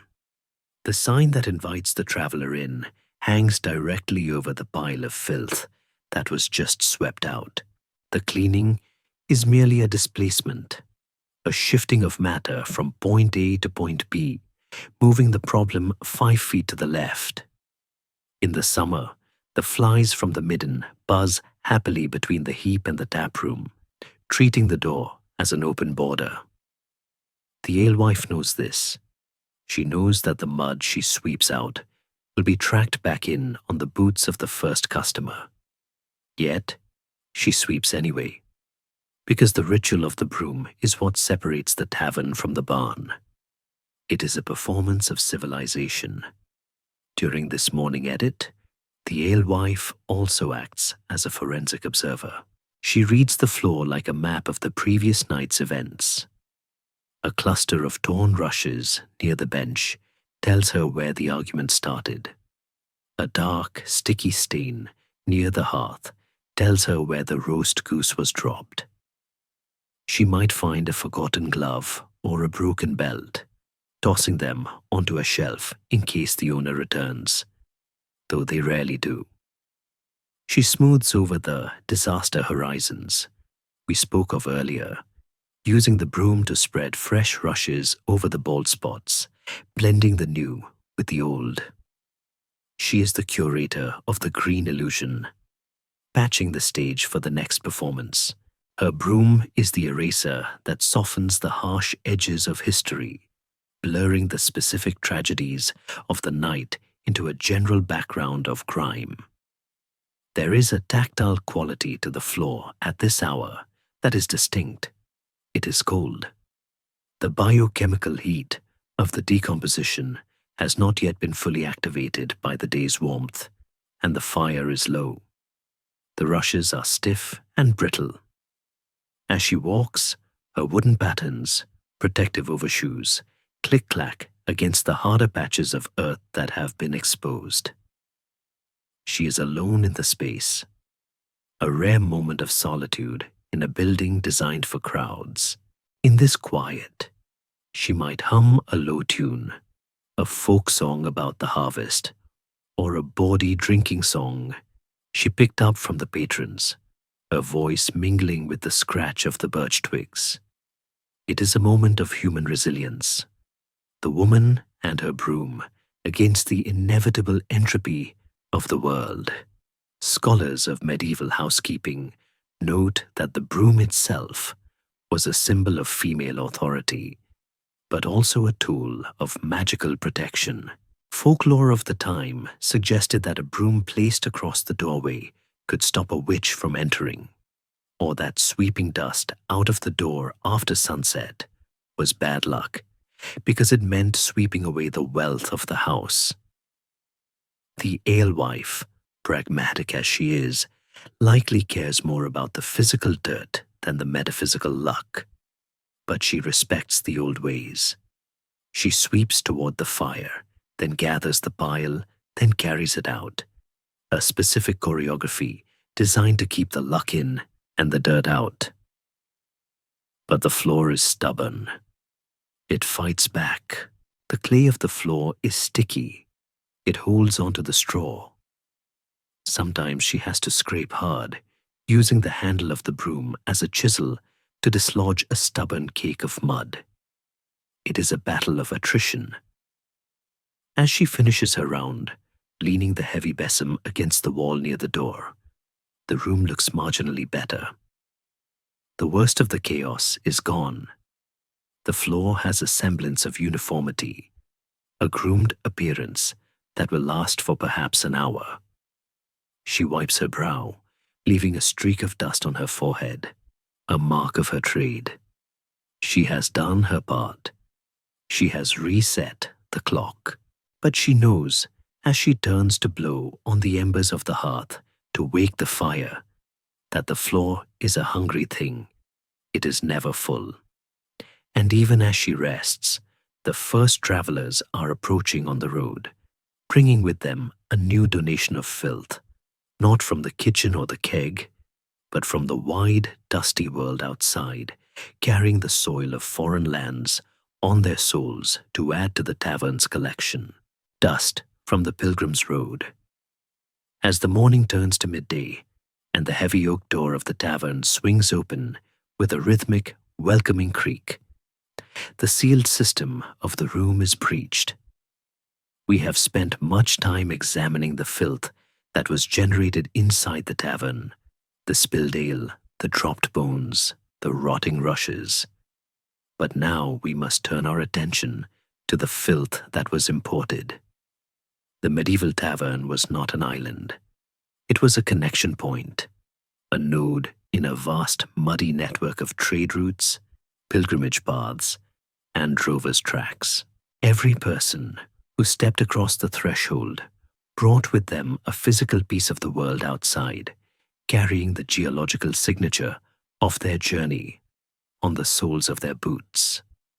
This phenomenon turned the tavern floor into a cosmopolitan mixture, a confused and chaotic atlas, where the red clay of the Midlands might be stamped down next to the white chalk of the Downs, or the black, silty mud of the London riverbanks. The floor was no longer just local earth. It was a composite map of the kingdom, compressed into a few inches of dirty straw. To understand this importation, we must look first at the medieval road.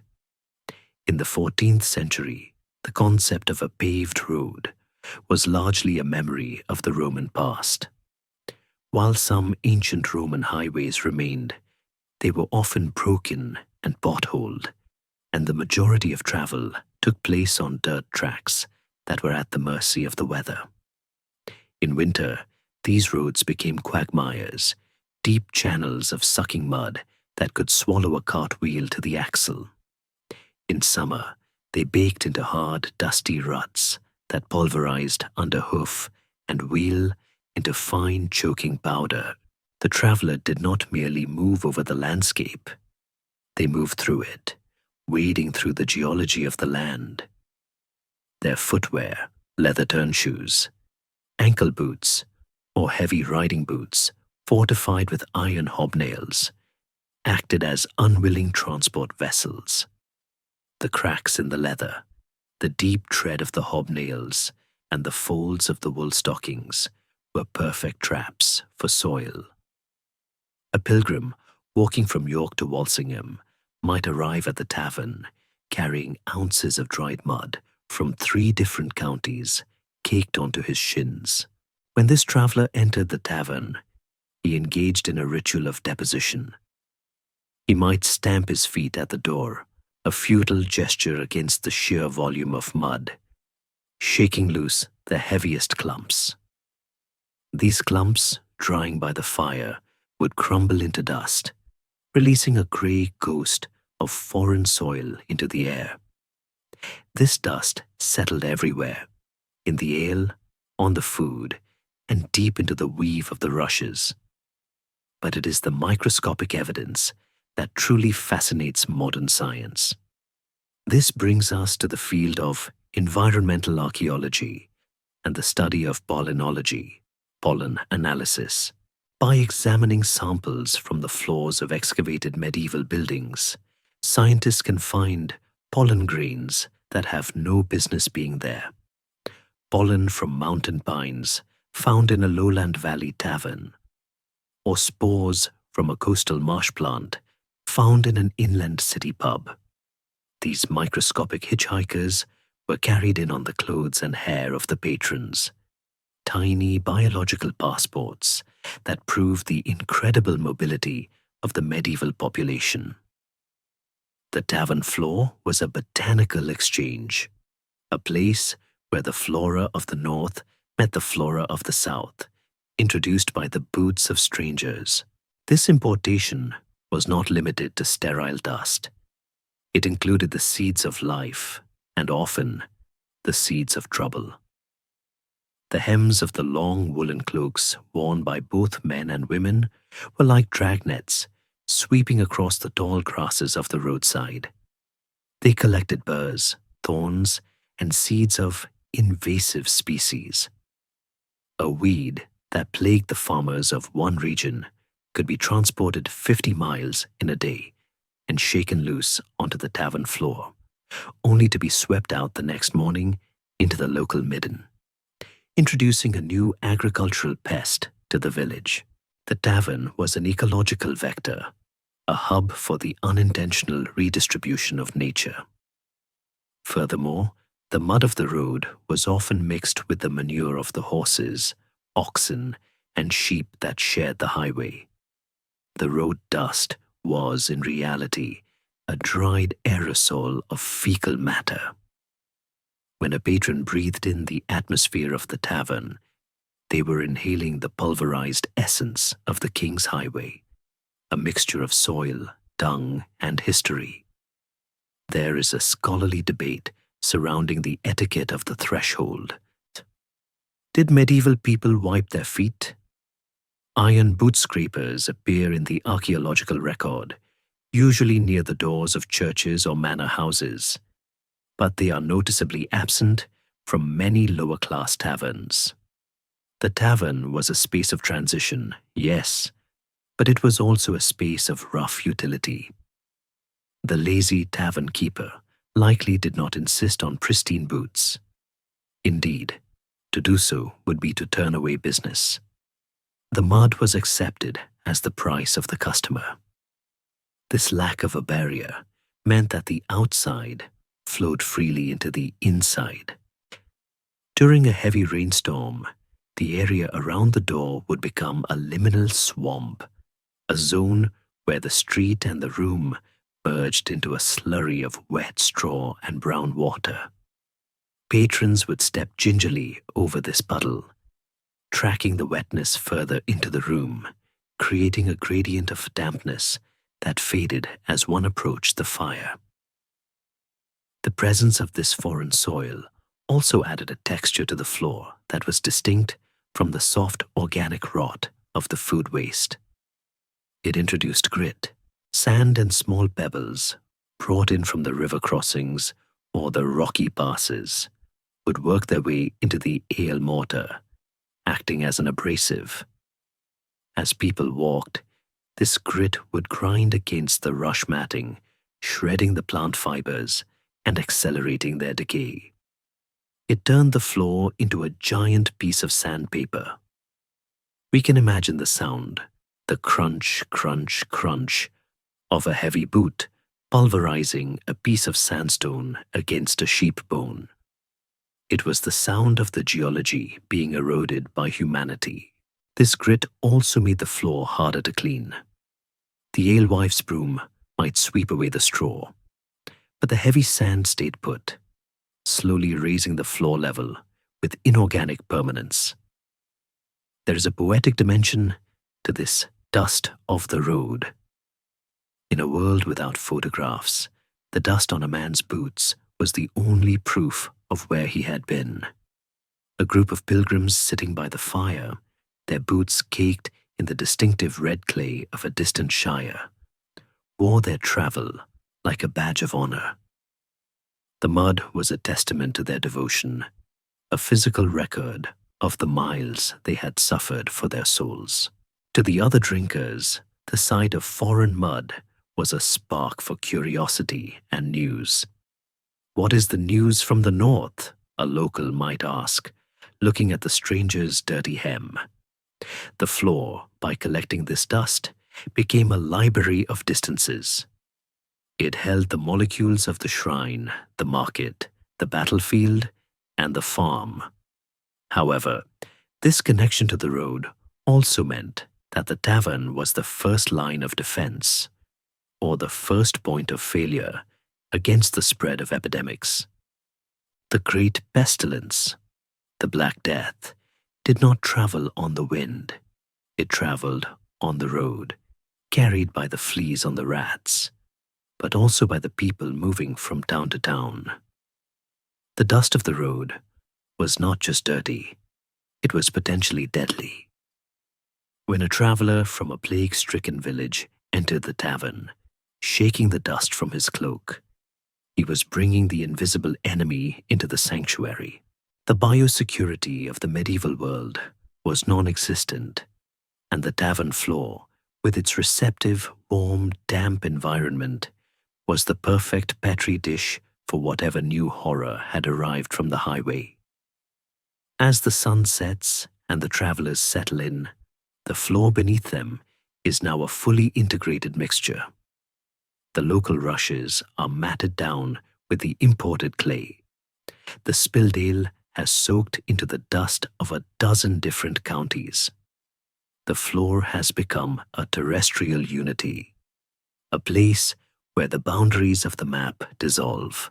The merchant from London and the peasant from the village stand on the same patch of dirt, their contributions merging into the same strata. But as we look down at this complex, gritty, cosmopolitan mess, we must remember that the floor is only half of the story. The filth of the tavern was not content to stay on the ground. Empowered by the heat of the fire, it sought to rise. Just as the dust settled down, something else was floating up, creating a suffocating relationship between the floor below and the ceiling above, a vertical axis of crime that defined the very air the patrons breathed, dust from the pilgrim's road. As the morning turns to midday, and the heavy oak door of the tavern swings open with a rhythmic, welcoming creak, the sealed system of the room is breached.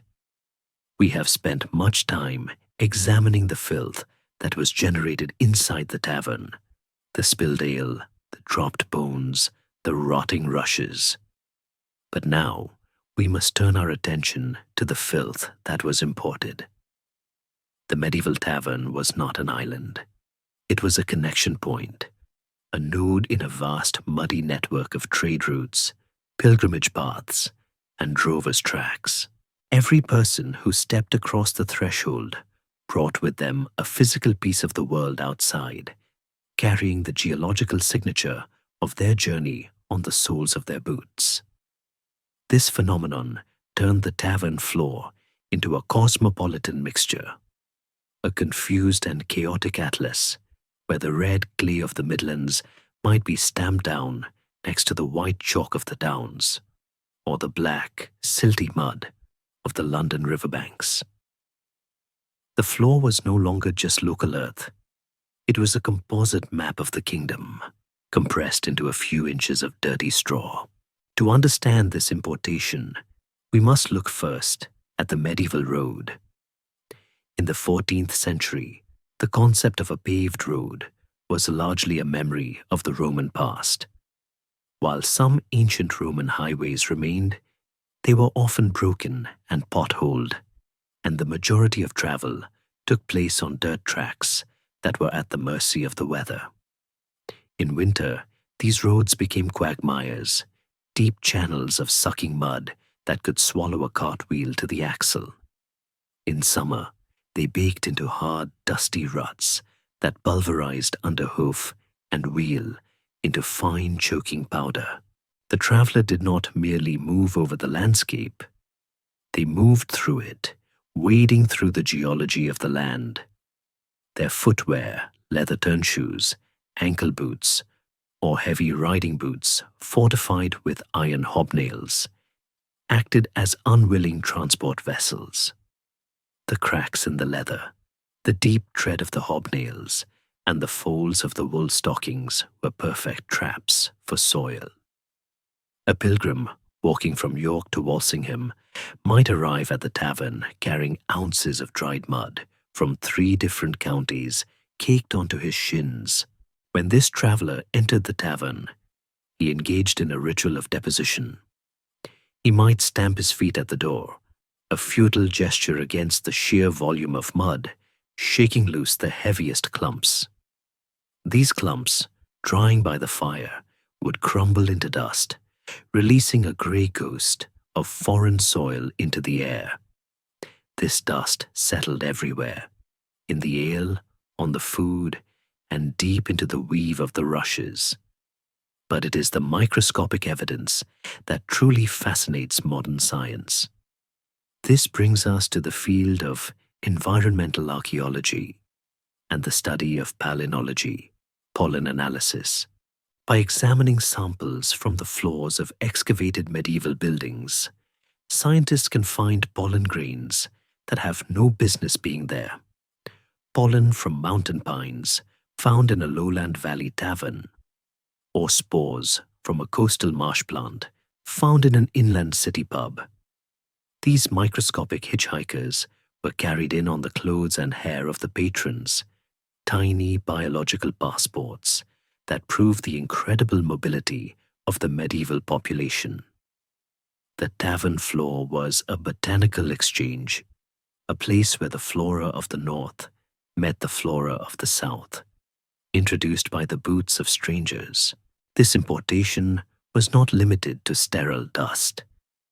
It included the seeds of life and often the seeds of trouble. The hems of the long woolen cloaks worn by both men and women were like dragnets, sweeping across the tall grasses of the roadside.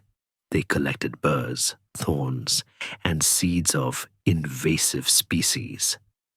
A weed that plagued the farmers of one region could be transported 50 miles in a day and shaken loose onto the tavern floor, only to be swept out the next morning into the local midden, introducing a new agricultural pest to the village.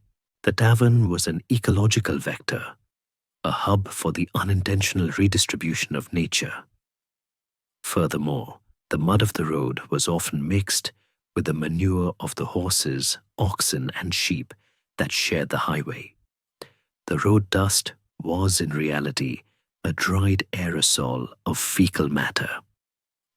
When a patron breathed in the atmosphere of the tavern, they were inhaling the pulverized essence of the king's highway, a mixture of soil, dung, and history. There is a scholarly debate surrounding the etiquette of the threshold.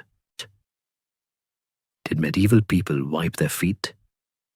Iron boot scrapers appear in the archaeological record, usually near the doors of churches or manor houses, but they are noticeably absent from many lower-class taverns. The tavern was a space of transition, yes, but it was also a space of rough utility. The lazy tavern keeper likely did not insist on pristine boots. Indeed, to do so would be to turn away business. The mud was accepted as the price of the customer. This lack of a barrier meant that the outside flowed freely into the inside. During a heavy rainstorm, the area around the door would become a liminal swamp, a zone where the street and the room merged into a slurry of wet straw and brown water. Patrons would step gingerly over this puddle, tracking the wetness further into the room, creating a gradient of dampness that faded as one approached the fire. The presence of this foreign soil also added a texture to the floor that was distinct from the soft organic rot of the food waste. It introduced grit.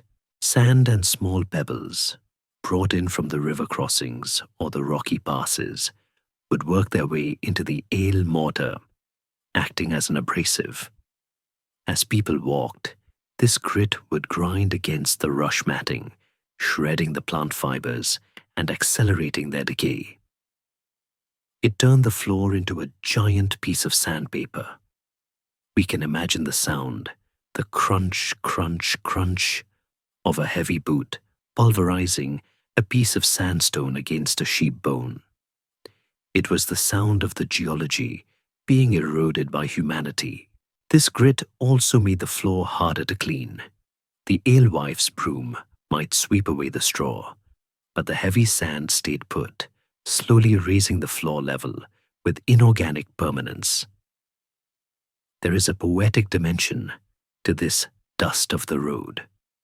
In a world without photographs, the dust on a man's boots was the only proof of where he had been.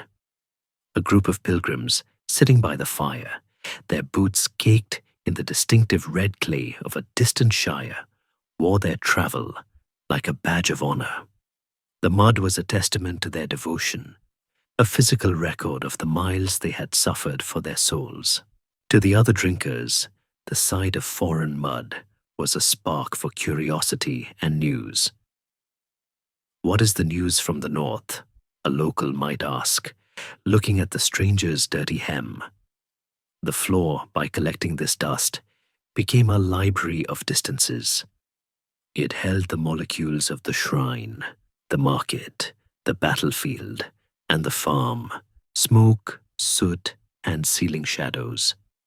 If the floor was the tavern's memory, holding the heavy, forgotten history of the past, then the ceiling was its suffocating conscience, a dark, hovering presence that trapped the present moment in a thick, grey embrace. To understand the full sensory experience of the medieval tavern, we must now lift our eyes from the geological record at our feet and look upward, tracing the invisible line that connected the mud below to the rafters above. This vertical axis was defined by a single, dominating element: smoke. In the vast majority of 14th century taverns, the luxury of a sidewall chimney was unknown.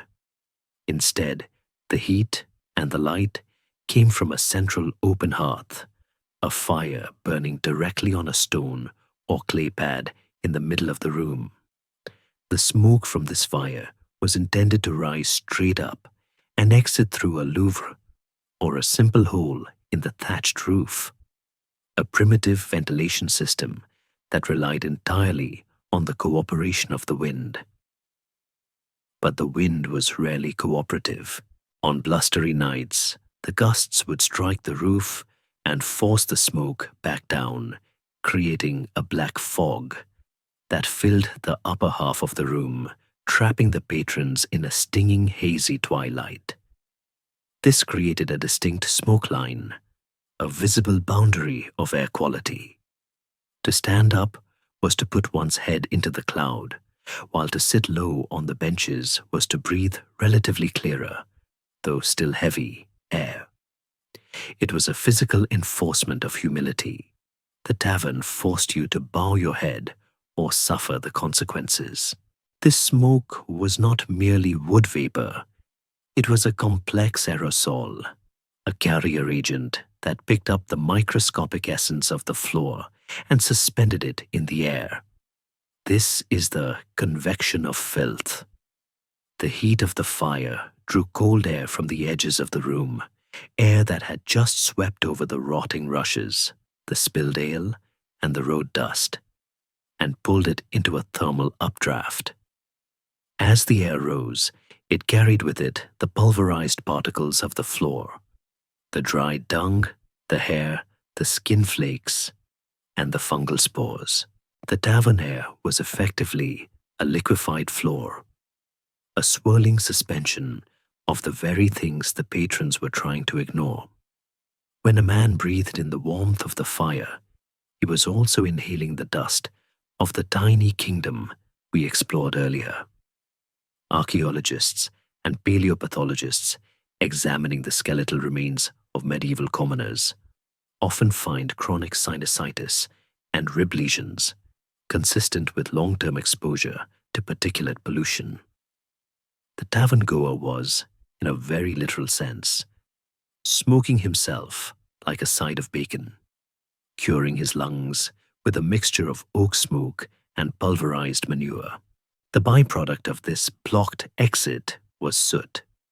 Over decades, the smoke that failed to escape settled on the beams, the thatch, and the upper walls, coating them in a thick, velvety layer of lampblack. This soot was a sticky, greasy substance, bound by the fats from the roasting meats that vaporized and rose with the smoke. It formed stalactites of grime, long black cobwebs heavy with carbon that hung from the rafters like funeral crepe. Occasionally, a heavy door slam or a sudden draft would shake these soot webs loose, sending a silent black snow drifting down onto the tables and into the open jugs of ale. A patron might watch a flake of century-old soot land in his foam, shrug, and blow it aside. It was just another condiment of the tavern. This soot also darkened the room significantly. The whitewashed walls of the interior, intended to reflect the candlelight, would turn a dull, dingy grey within a year, absorbing the light rather than reflecting it. The tavern became a shadow box, a place of high contrast, where faces were illuminated by the orange flicker of the fire, while the corners dissolved into impenetrable darkness. This gloaming suited the illicit nature of the tavern well. It was a lighting scheme designed for secrets, for whispered conspiracies, and for the sleight of hand of the cheat. There is a fascinating scholarly debate, or perhaps a silver lining theory, regarding this smoky environment. Some architectural historians argue that the heavy smoke actually played a crucial role in preserving the building. The creosote and tar in the wood smoke coated the timber frame and the thatched roof, acting as a powerful pesticide that killed woodworm and beetles that might otherwise have destroyed the structure. In a strange irony, the toxic cloud that damaged the lungs of the people was the savior of the house. The tavern stood for centuries because it was smoky. It was a symbiotic toxicity. The building demanded the smoke to survive, and the people endured it for the warmth. Furthermore, the smoke masked the smell. The sharp, acrid scent of burning beech or peat was a nose eraser that overwhelmed the subtler sense of the rotting floor. If the aromatic war of the herbs failed, the smoke was the nuclear option, a blanket of scent that covered everything in a uniform charred smell. The visual atmosphere created by this smoke was undeniably cinematic. It softened the edges of reality. In the haze, a rough peasant could look like a mysterious traveler. A barmaid could look like a beauty. The smoke goggles worked in tandem with the beer goggles, but it also had a physiological effect. It made the eyes water. The teary-eyed drunk was not just an emotional trope. It was a biological reaction to the environment. The tavern was a place of weeping, where the smoke forced the body to cleanse its own eyes. We can imagine the scene, a room full of burly men, rubbing their eyes with dirty knuckles, looking for all the world like they are overcome with emotion, when in fact, they are simply overcome by the ventilation failure. This vertical relationship also meant that the ceiling was a mirror of the floor. Just as the floor had its treasury of lost items, the thatch of the roof often held its own secrets. Patrons would sometimes thrust items up into the straw of the low ceiling for safekeeping or concealment. A knife they didn't want found, a pouch of coins, or a stolen trinket. The soot hid these hiding spots perfectly.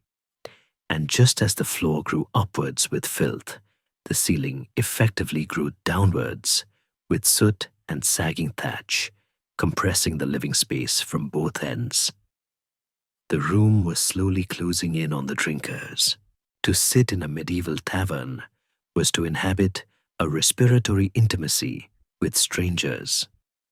You breathed what they exhaled, mixed with the smoke of the fire and the dust of the floor. It was a shared biological destiny. The smoke connected everyone, wrapping the lord and the laborer in the same grey shroud. It was the great equalizer of the air. And yet, this chaotic, unregulated atmosphere, this box of smoke and dirt, was not entirely ignored by the powers that be. The sheer filth of the tavern, both on the floor and in the air, eventually caught the attention of the growing civic bureaucracy. The city fathers, the guilds, and the king's local officers began to realize that these houses of resort were not just social hubs, but public health hazards. And so, the wild organic growth of the tavern floor was about to meet its stiffest challenge yet. The quill, the parchment, and the stern gaze of the medieval inspector. We move now from the physics of the smoke to the politics of the broom, as the law attempts to sweep where the alewife could not. However, this connection to the road also meant that the tavern was the first line of defense, or the first point of failure, against the spread of epidemics. The great pestilence, the Black Death, did not travel on the wind. It traveled on the road, carried by the fleas on the rats, but also by the people moving from town to town. The dust of the road was not just dirty, it was potentially deadly.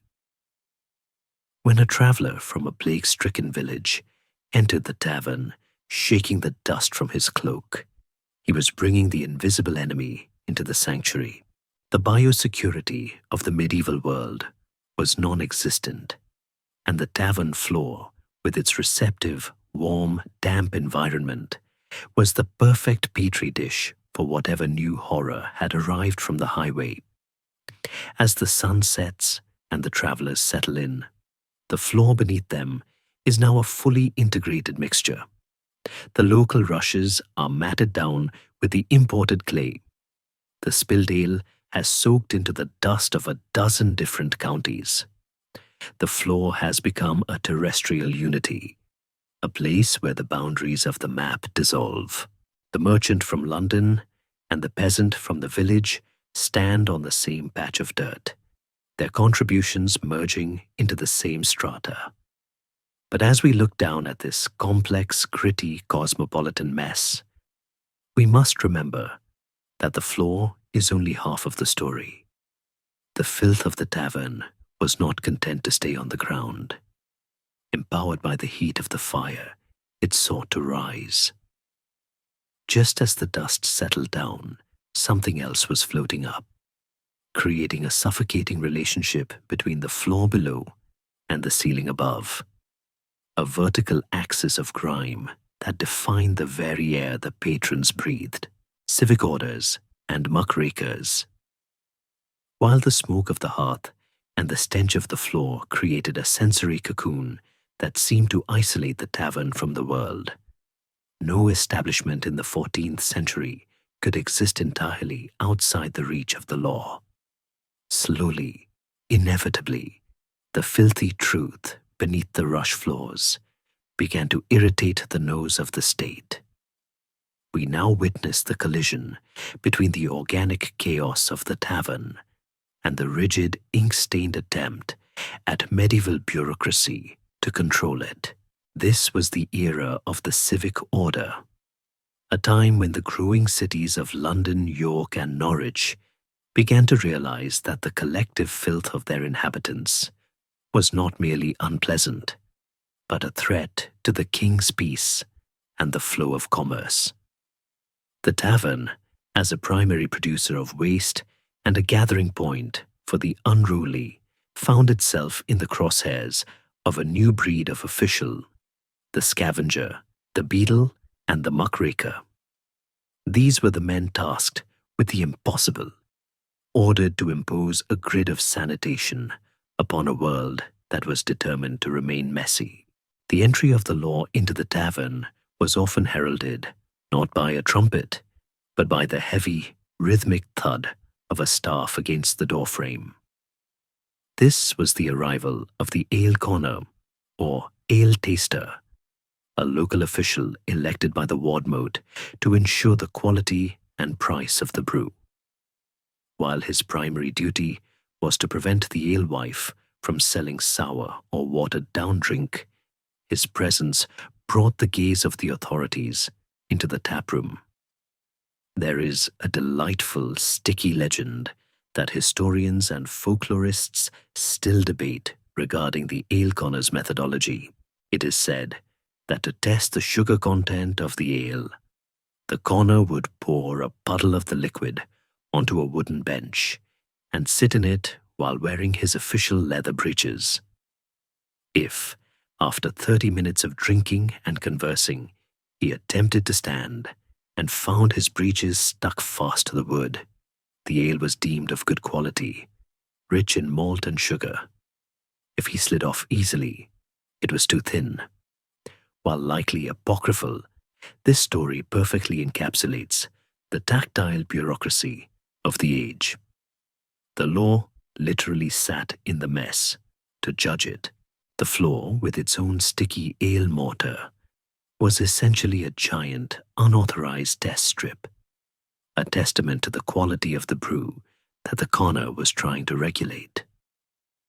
But beyond the quality of the drink, the assize of nuisance began to target the environment itself.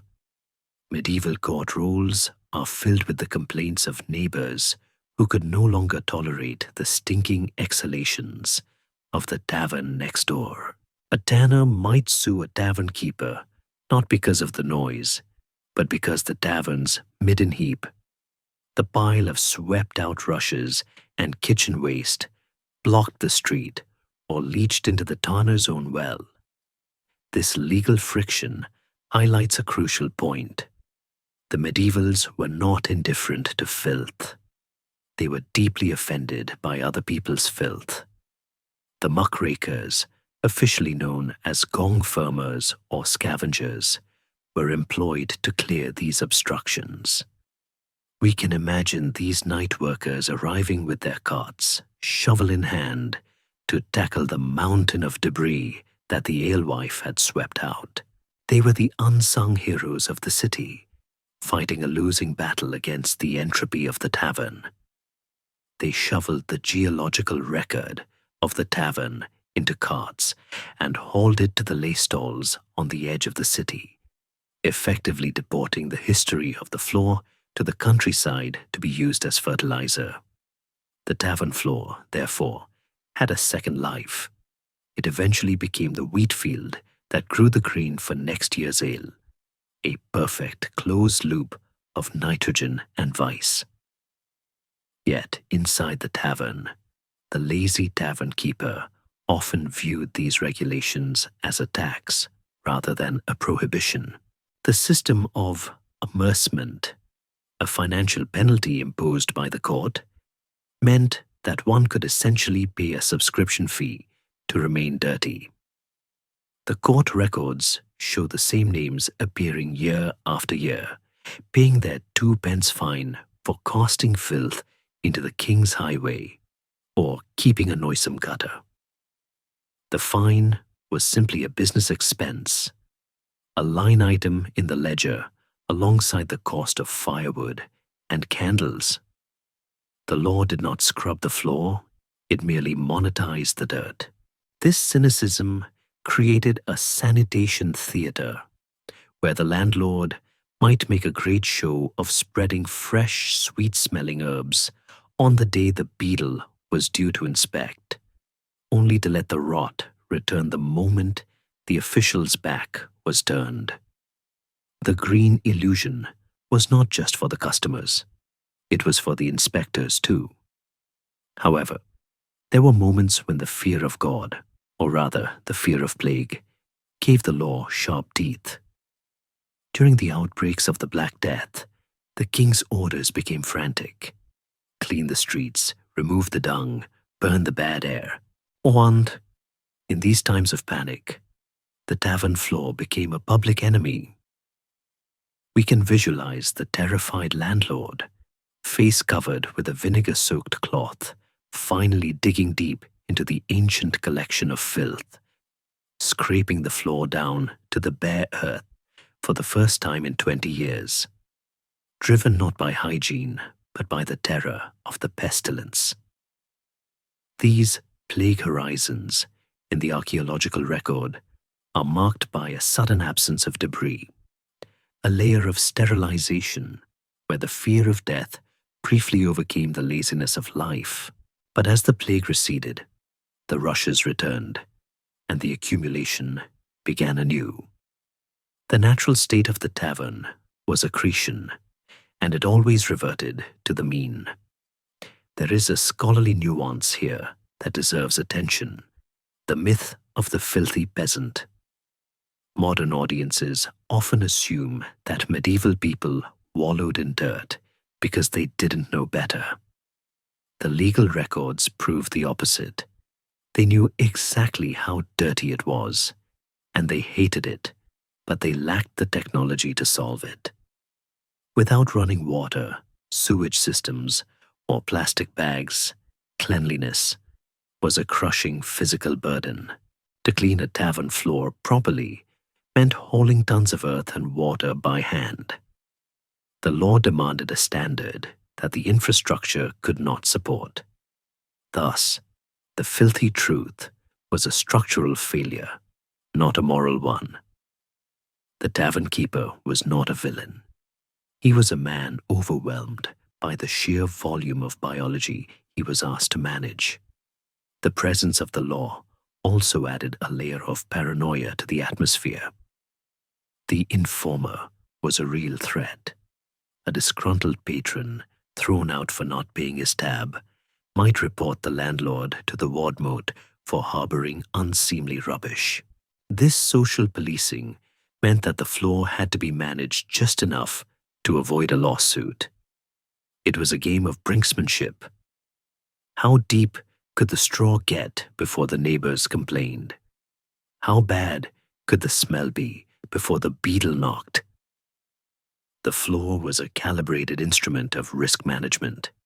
Ultimately, the parchment laws of the city crumbled and rotted, just like the rushes. The ink faded, the wax seals cracked, and the civic orders were forgotten. But the floor remained. The muck outlasted the bureaucracy. The geological record we have been exploring was too dense, too heavy, and too real to be regulated away.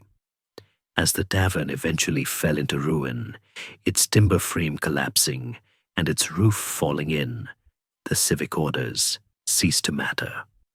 The scavenger carts stopped coming. The site was abandoned to the worms and the rain. But in this abandonment, a new kind of preservation began. The very filth that the laws tried to remove became the protective casing for the history within. The amercements and the fines are now just footnotes, but the debris they failed to clear has become the treasure. The floor waited undisturbed, under the crushing weight of centuries, until a new kind of investigator arrived, not with a staff and a fine book, but with a trowel and a brush, ready to read the secrets that the ale corner missed, excavating the midden of vice. We now leap forward across the chasm of centuries, leaving the smoky, candlelit haze of the 14th century behind to stand in the crisp, fluorescent glare of the present day. The tavern is long gone, its timber frame rotted to humus, and its thatched roof dissolved into the soil. But the geological record we watched being built has survived.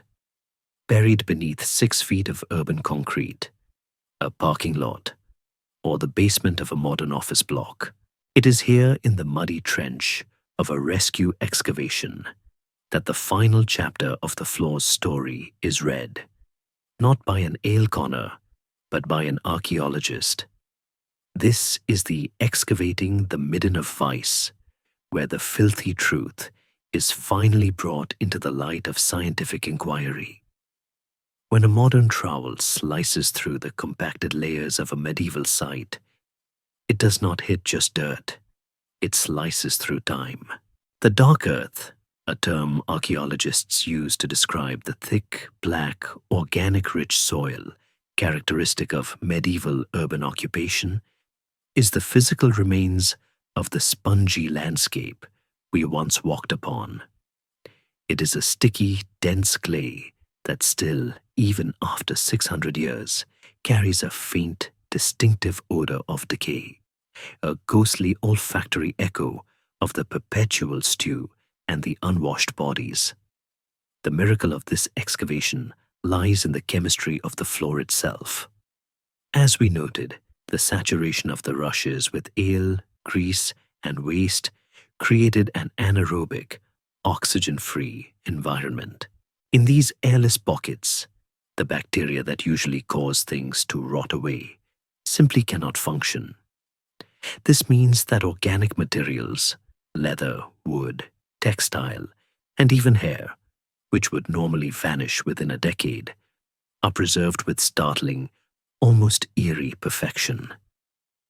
The archaeologist does not just find a rust stain where a shoe used to be. They find the shoe itself.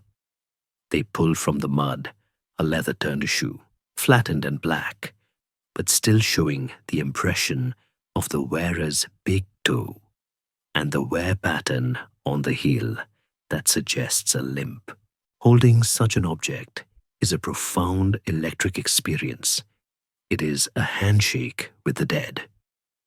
You are touching the exact leather that stepped in the spilled ale on a Tuesday night in 1348. The mortar of filth has acted as a preservative balm, saving the intimate details of daily life by wrapping them in muck. It is in these layers that the lost treasury of the careless is finally returned to the world. The tiny copper alloy lace tags, the bone combs with their missing teeth, and the pewter pilgrim badges are plucked from the matrix of the soil like raisins from a dark cake. Each object is a frozen narrative. A die found with the number 6 on 2 sides tells the story of a cheat who perhaps had to flee the tavern in a hurry, leaving his luck behind. A broken ceramic jug, its shards scattered across a 2-meter area, allows the archaeologist to reconstruct the blast radius of a specific tavern brawl. By refitting the pieces, they can see exactly how the pot shattered, perhaps deducing that it was thrown against a wall rather than dropped. This is forensic history, resolving the cold cases of medieval misdemeanors that were never written down in any chronicle. But the most detailed story is told not by the artifacts, but by the ecofacts, the microscopic biological debris. The modern archaeologist does not just dig, they sample.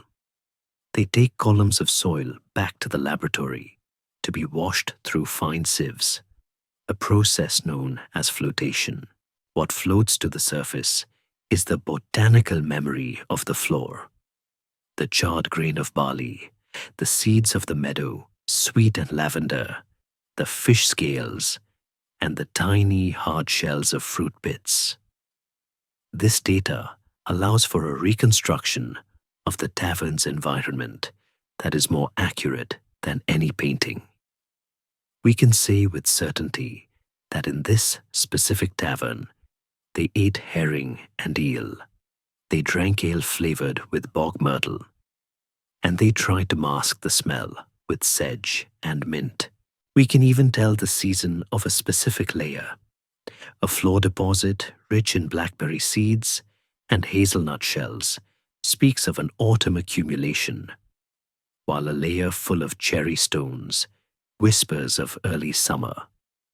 However, there is a darker biological truth hidden in the microscope slides. Paleoparasitologists, scientists who study ancient parasites, analyze the soil for the eggs of intestinal worms. The tavern floor is often rich in the ova of Trichuris tricura, whipworm, and Ascaris lumbricoides, roundworm. These microscopic eggs are virtually indestructible, surviving for centuries to testify to the sanitary conditions of the time. Their presence in the floor confirms that the line between the latrine and the tap room was blurred, either by the boots of the patrons tracking through the yard, or more disturbingly, by the use of the floor itself for relief in the dark corners. There is a dry academic humor in the realization that a significant portion of a PhD thesis might be dedicated to calculating the parasite load of a medieval pub floor. It confirms that the green illusion fooled no one, biologically speaking. The patrons were living in a shared cycle of infection, a democracy of the gut that the floor facilitated. This excavation process also settles the scholarly debate regarding the cleaning of the floor. By studying the micromorphology of the soil, looking at thin slices of dirt under a microscope, scientists can see the individual layers of rushes. They can see where a layer was trampled and broken, where a thin skiff of sand was thrown down to cover a spill, and where a new layer of fresh stems was laid on top. They can count the layers like tree rings.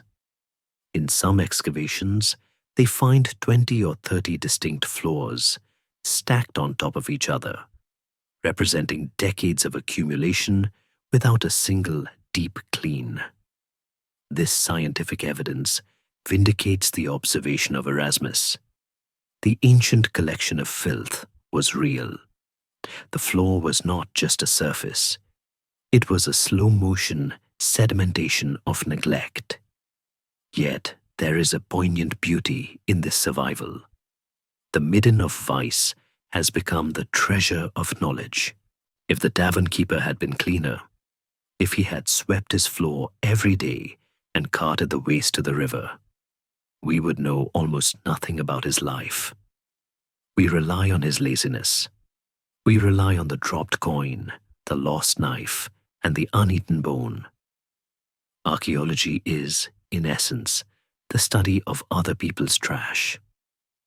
The filth that the medieval laws try to banish is the very thing that has preserved their world for us.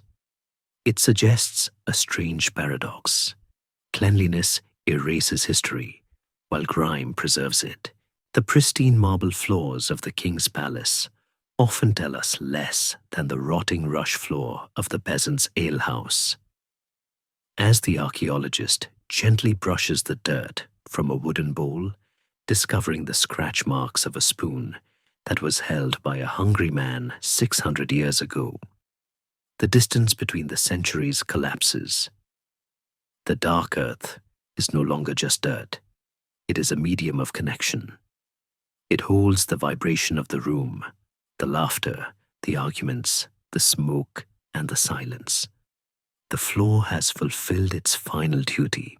It has carried the weight of the past safely through the dangerous oblivion of time, delivering it into the hands of those who finally want to listen to the story it has been holding. The filthy truth is revealed not as a scandal, but as a miracle of preservation. But before the archaeologist arrived, before the concrete was poured, and before the tavern fell, there was a long, enduring moment where the floor was simply there, serving its purpose as the great leveler of society. We must return one last time to the height of the tavern's life to witness how this dirty, complex living surface acted as the only true democracy in a world of kings and serfs, the democracy of the dirt floor. As we near the end of our journey through the strata of the medieval tavern, we must pause to consider the profound sociological function of the surface we have been studying. In the 14th century, the world was built upon a rigid, unyielding vertical axis, a great chain of being that separated the king from the noble from the merchant, and the merchant from the serf, with ironclad social barriers. To step out of one station was a crime against God and the state. Yet there was one place where this vertical hierarchy collapsed into a messy, horizontal confusion: the tavern floor. Here, in the democracy of the dirt, the strict stratifications of feudalism dissolved into a shared reality of mud and straw. The floor did not care about the quality of the leather that trod upon it. It accepted the velvet slipper of the wool baron with the same indifferent squelch that it offered to the birch bark wrappings of the ditch digger. It was the great equalizer, a common denominator that physically connected the highest and lowest members of the local community in a solidarity of soil. This leveling effect was visible in the very geography of the room. While a great lord's hall had a dais, a raised platform for the high table that physically elevated the family above the servants, the roadside tavern generally lacked such architectural pretensions.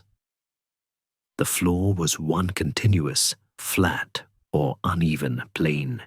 A wealthy traveler, perhaps forced to stop by a broken carriage wheel, might find himself seated on a bench mere inches away from a local swineherd. If the swineherd spilled his ale, the puddle spread without prejudice, soaking the hem of the merchant's expensive Flemish broadcloth cloak. There was no VIP section that could protect one from the physics of the rush floor. This created a forced intimacy, a contamination of class, where the wealthy were forced to physically inhabit the world of the poor. The distinctive smell of the floor, that blend of herbs, rot, and smoke, clung to everyone equally. When they left the tavern, the merchant smelled like the peasant, and the peasant smelled like the merchant. The floor branded them with the same olfactory tattoo, a temporary membership in the Guild of the Goblet.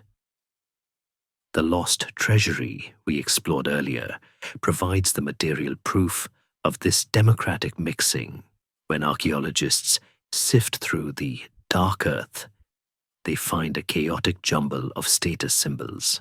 A gilded silver ring, clearly the property of a person of substance, might be found lying cheek by jowl with a crude laid gaming token or a broken wooden spoon. In the anaerobic silence of the mud, the gold does not outrank the wood. They are simply two objects lost in the same dark moment. This sediment of equality suggests that while the patrons might have sat at different tables, their possessions eventually migrated to the same level. The floor was a melting pot where the debris of the elite and the detritus of the commoner were compressed into a single, indistinguishable layer of history. It is a poetic reminder that gravity, like death, is the ultimate leveler. There is a fascinating scholarly debate among social historians regarding the extent of this mixing. Some argue that while the space was shared, invisible walls still existed, that a social force field kept the classes apart even in the taproom. They point to sumptuary laws that dictated what people could wear, suggesting that a noble would never deign to drink with a laborer. However, the archaeology of proximity suggests otherwise. The sheer density of the finds and the small size of these tavern rooms meant that physical separation was impossible. If a fight broke out, as we know they often did, the chaos engulfed everyone. A flying stool does not check the pedigree of the head it strikes. The court rules confirm this, often listing a motley crew of defendants involved in the same tavern brawl. A cleric, a smith, a soldier, and a gentleman, all united in a singular moment of drunken violence on the same dirty floor. The floor was the stage for a theater of integration that was rarely seen elsewhere in medieval life. The biological dimension of this democracy was perhaps the most potent. As we discussed in the tiny kingdom, the fleas and lice that inhabited the rushes were equal opportunity parasites. A flea, Pulex irritans, possesses powerful legs but no understanding of genealogy. It would happily leap from the ankle of a rat catcher to the calf of a bishop in the blink of an eye, carrying with it the blood of the former to mix with the blood of the latter. This transfusion of the floor meant that the biological distinctiveness of the nobility was a myth. In the tavern, everyone shared the same microbiome. They breathed the same smoky air, walked on the same bacteria-laden straw, and were bitten by the same insects. The floor facilitated a biological communion that mocked the social pretensions of the age. It is a humorous, if itchy, thought. The highest lord in the room was likely scratching the same bite as the lowest serf, united by the tiny jaw of a flea that lived in the rushes. Furthermore, the mortar of ale itself was a blend. In a busy tavern, the dregs of a fine imported Gascon wine might be tipped onto the floor to mix with the spill of a cheap local small beer. The floor drank a cocktail of class. The fluids mingled in the straw, creating a composite mud that was neither rich nor poor, but simply wet. This saturation created a specific acoustic environment. The dampened thud of boots that was the soundtrack of this shared space. Whether the boot was made of soft, dyed kidskin or rough, untreated cowhide, the sound it made on the floor was identical. The floor silenced the footsteps of rank. There was also a psychological leveling that occurred as the patrons stared down at the rushes. The floor was a constant reminder of the base reality of life. In an era obsessed with the memento mori, the reminder of death, the decaying vegetable matter underfoot served as a subtle, omnipresent sermon. Ashes to ashes, dust to dust, rushes to rot. Sitting there, with feet buried in the composting history of the room, it was hard to maintain an air of superiority. The floor grounded everyone, literally and metaphorically. It was hard to be haughty when you were worried about stepping in a dog's dinner. There is a gentle humor in the image of a pompous official trying to deliver a grand speech while carefully navigating a patch of slippery, ale-soaked straw, his dignity held hostage by the friction coefficient of the floor. However, we must not romanticize this too deeply. It was a rough, dangerous democracy. The floor was not a parliament, it was a pit. But for the traveler, the outcast, and the lonely, it offered a kind of belonging. To be on the floor was to be inside, protected from the cold and the dark. The common room was exactly that, common to all. The filthy truth is that the filth was the glue that held the community together. It was the physical manifestation of their shared existence. They contributed to it, they walked on it, and they breathed it. The floor was the collective project of the village, a work of art made of neglect and presence. As the final section approaches, we must prepare to leave this dimly lit room. The fire is dying down, casting long, dancing shadows across the uneven terrain of the floor. The patrons are leaving, one by one, stepping out into the cool night air, shaking the democracy from their boots before returning to their stratified lives. But the floor remains. It holds the imprint of their meeting. It holds the silence of the aftermath. The geological record is complete for another night, a new layer added to the deep, dark book of the tavern's history.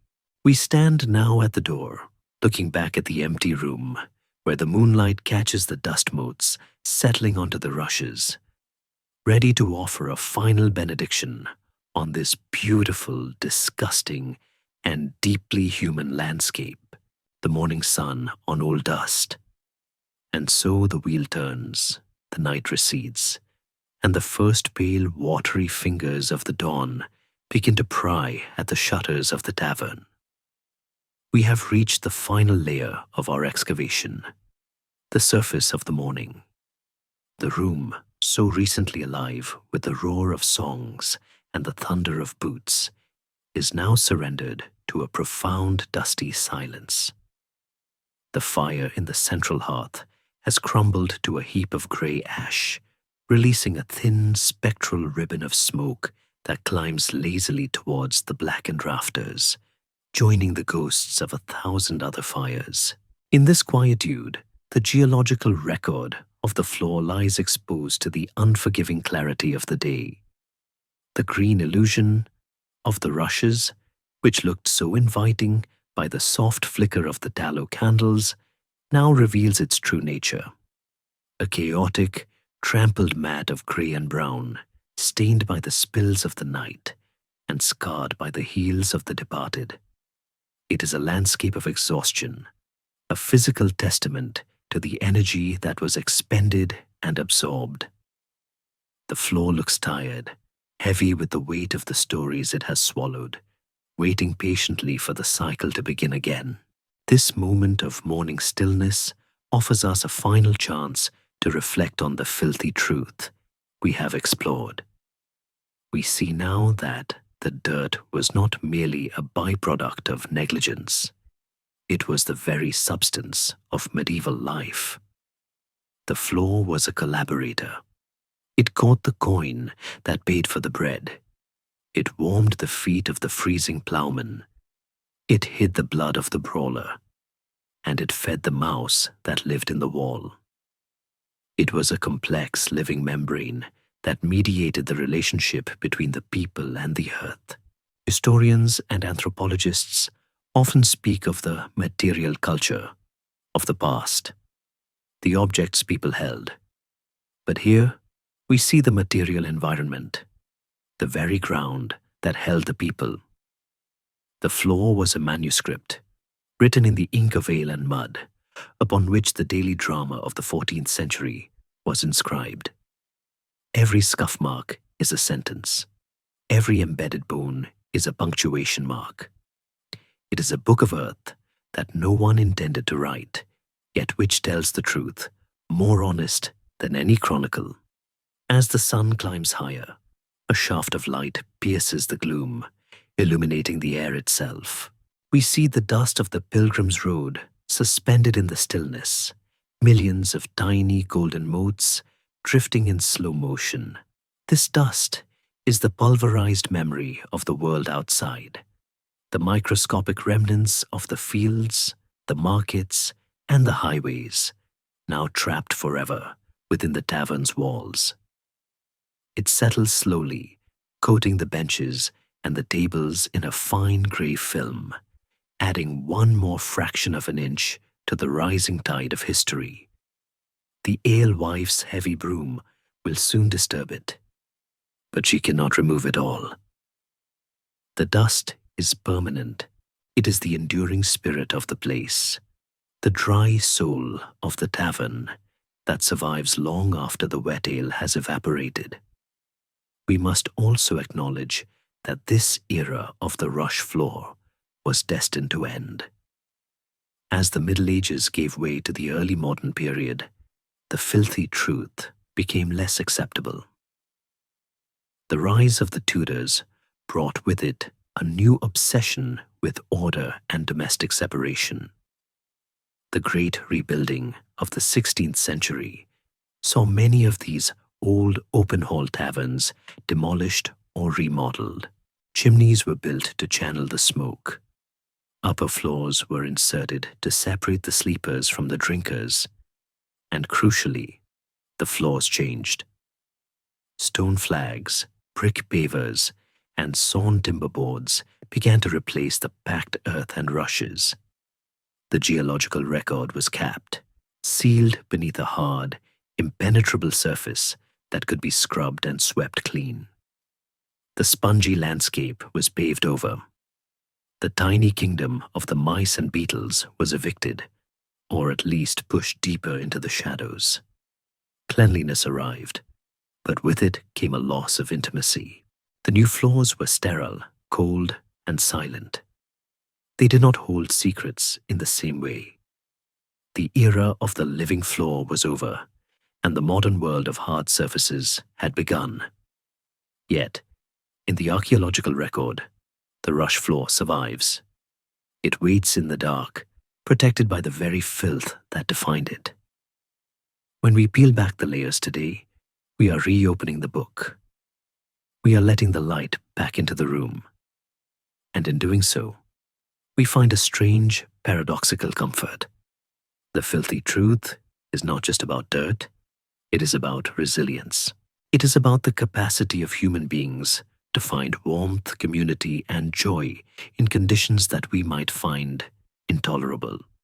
They laughed, they loved, they fought, and they dreamed, all while standing on a compost heap. The floor did not diminish their humanity, it grounded it. It reminds us that life is messy, that history is not a clean, polished marble statue, but a gritty, textured, smelly, and vibrant reality. The tavern is now ready for the new day. In the distance, we hear the faint sound of a cart creaking on the road, the first traveler approaching. The door will open, the dust will swirl, the ale will flow, the floor will accept the new offering, binding the present to the past in its sticky embrace. But for us, the story is complete. We have walked the timeline from the fresh green reeds of the riverbank to the fossilized leather shoe in the museum case. We have breathed the smoke and smelled the meadow sweet. We have seen the hidden treasury and the sealed violence. We leave the tavern now, stepping backward through the heavy oak door, leaving the ghosts to their rest. The dust settles. The shadows lengthen. The floor sleeps, holding its secrets tight, a quiet, muddy lullaby that has lasted for 600 years. And so, we leave the tavern behind, stepping away from the heavy oak door and back into the soft, clean silence of your own night. The smoke fades, the voices drift away, and the centuries gently close back over the scene, sealing the history safely in the earth where it belongs. Let the image of that quiet, dusty room fade from your mind, replaced by the comfort of your own space, the coolness of your pillow, and the steady rhythm of your own breathing. The past is a deep, resting ocean, and we have only walked along its shore. But now, the journey is done. The floor holds the memory, so you don't have to. Everything is still. Everything is safe. The dust has settled, and the wheel of time has slowed to a stop. Let yourself drift now, light as a single mote of dust in a sunbeam, floating slowly, gently, down into the warm, welcoming dark. Sweet dreams.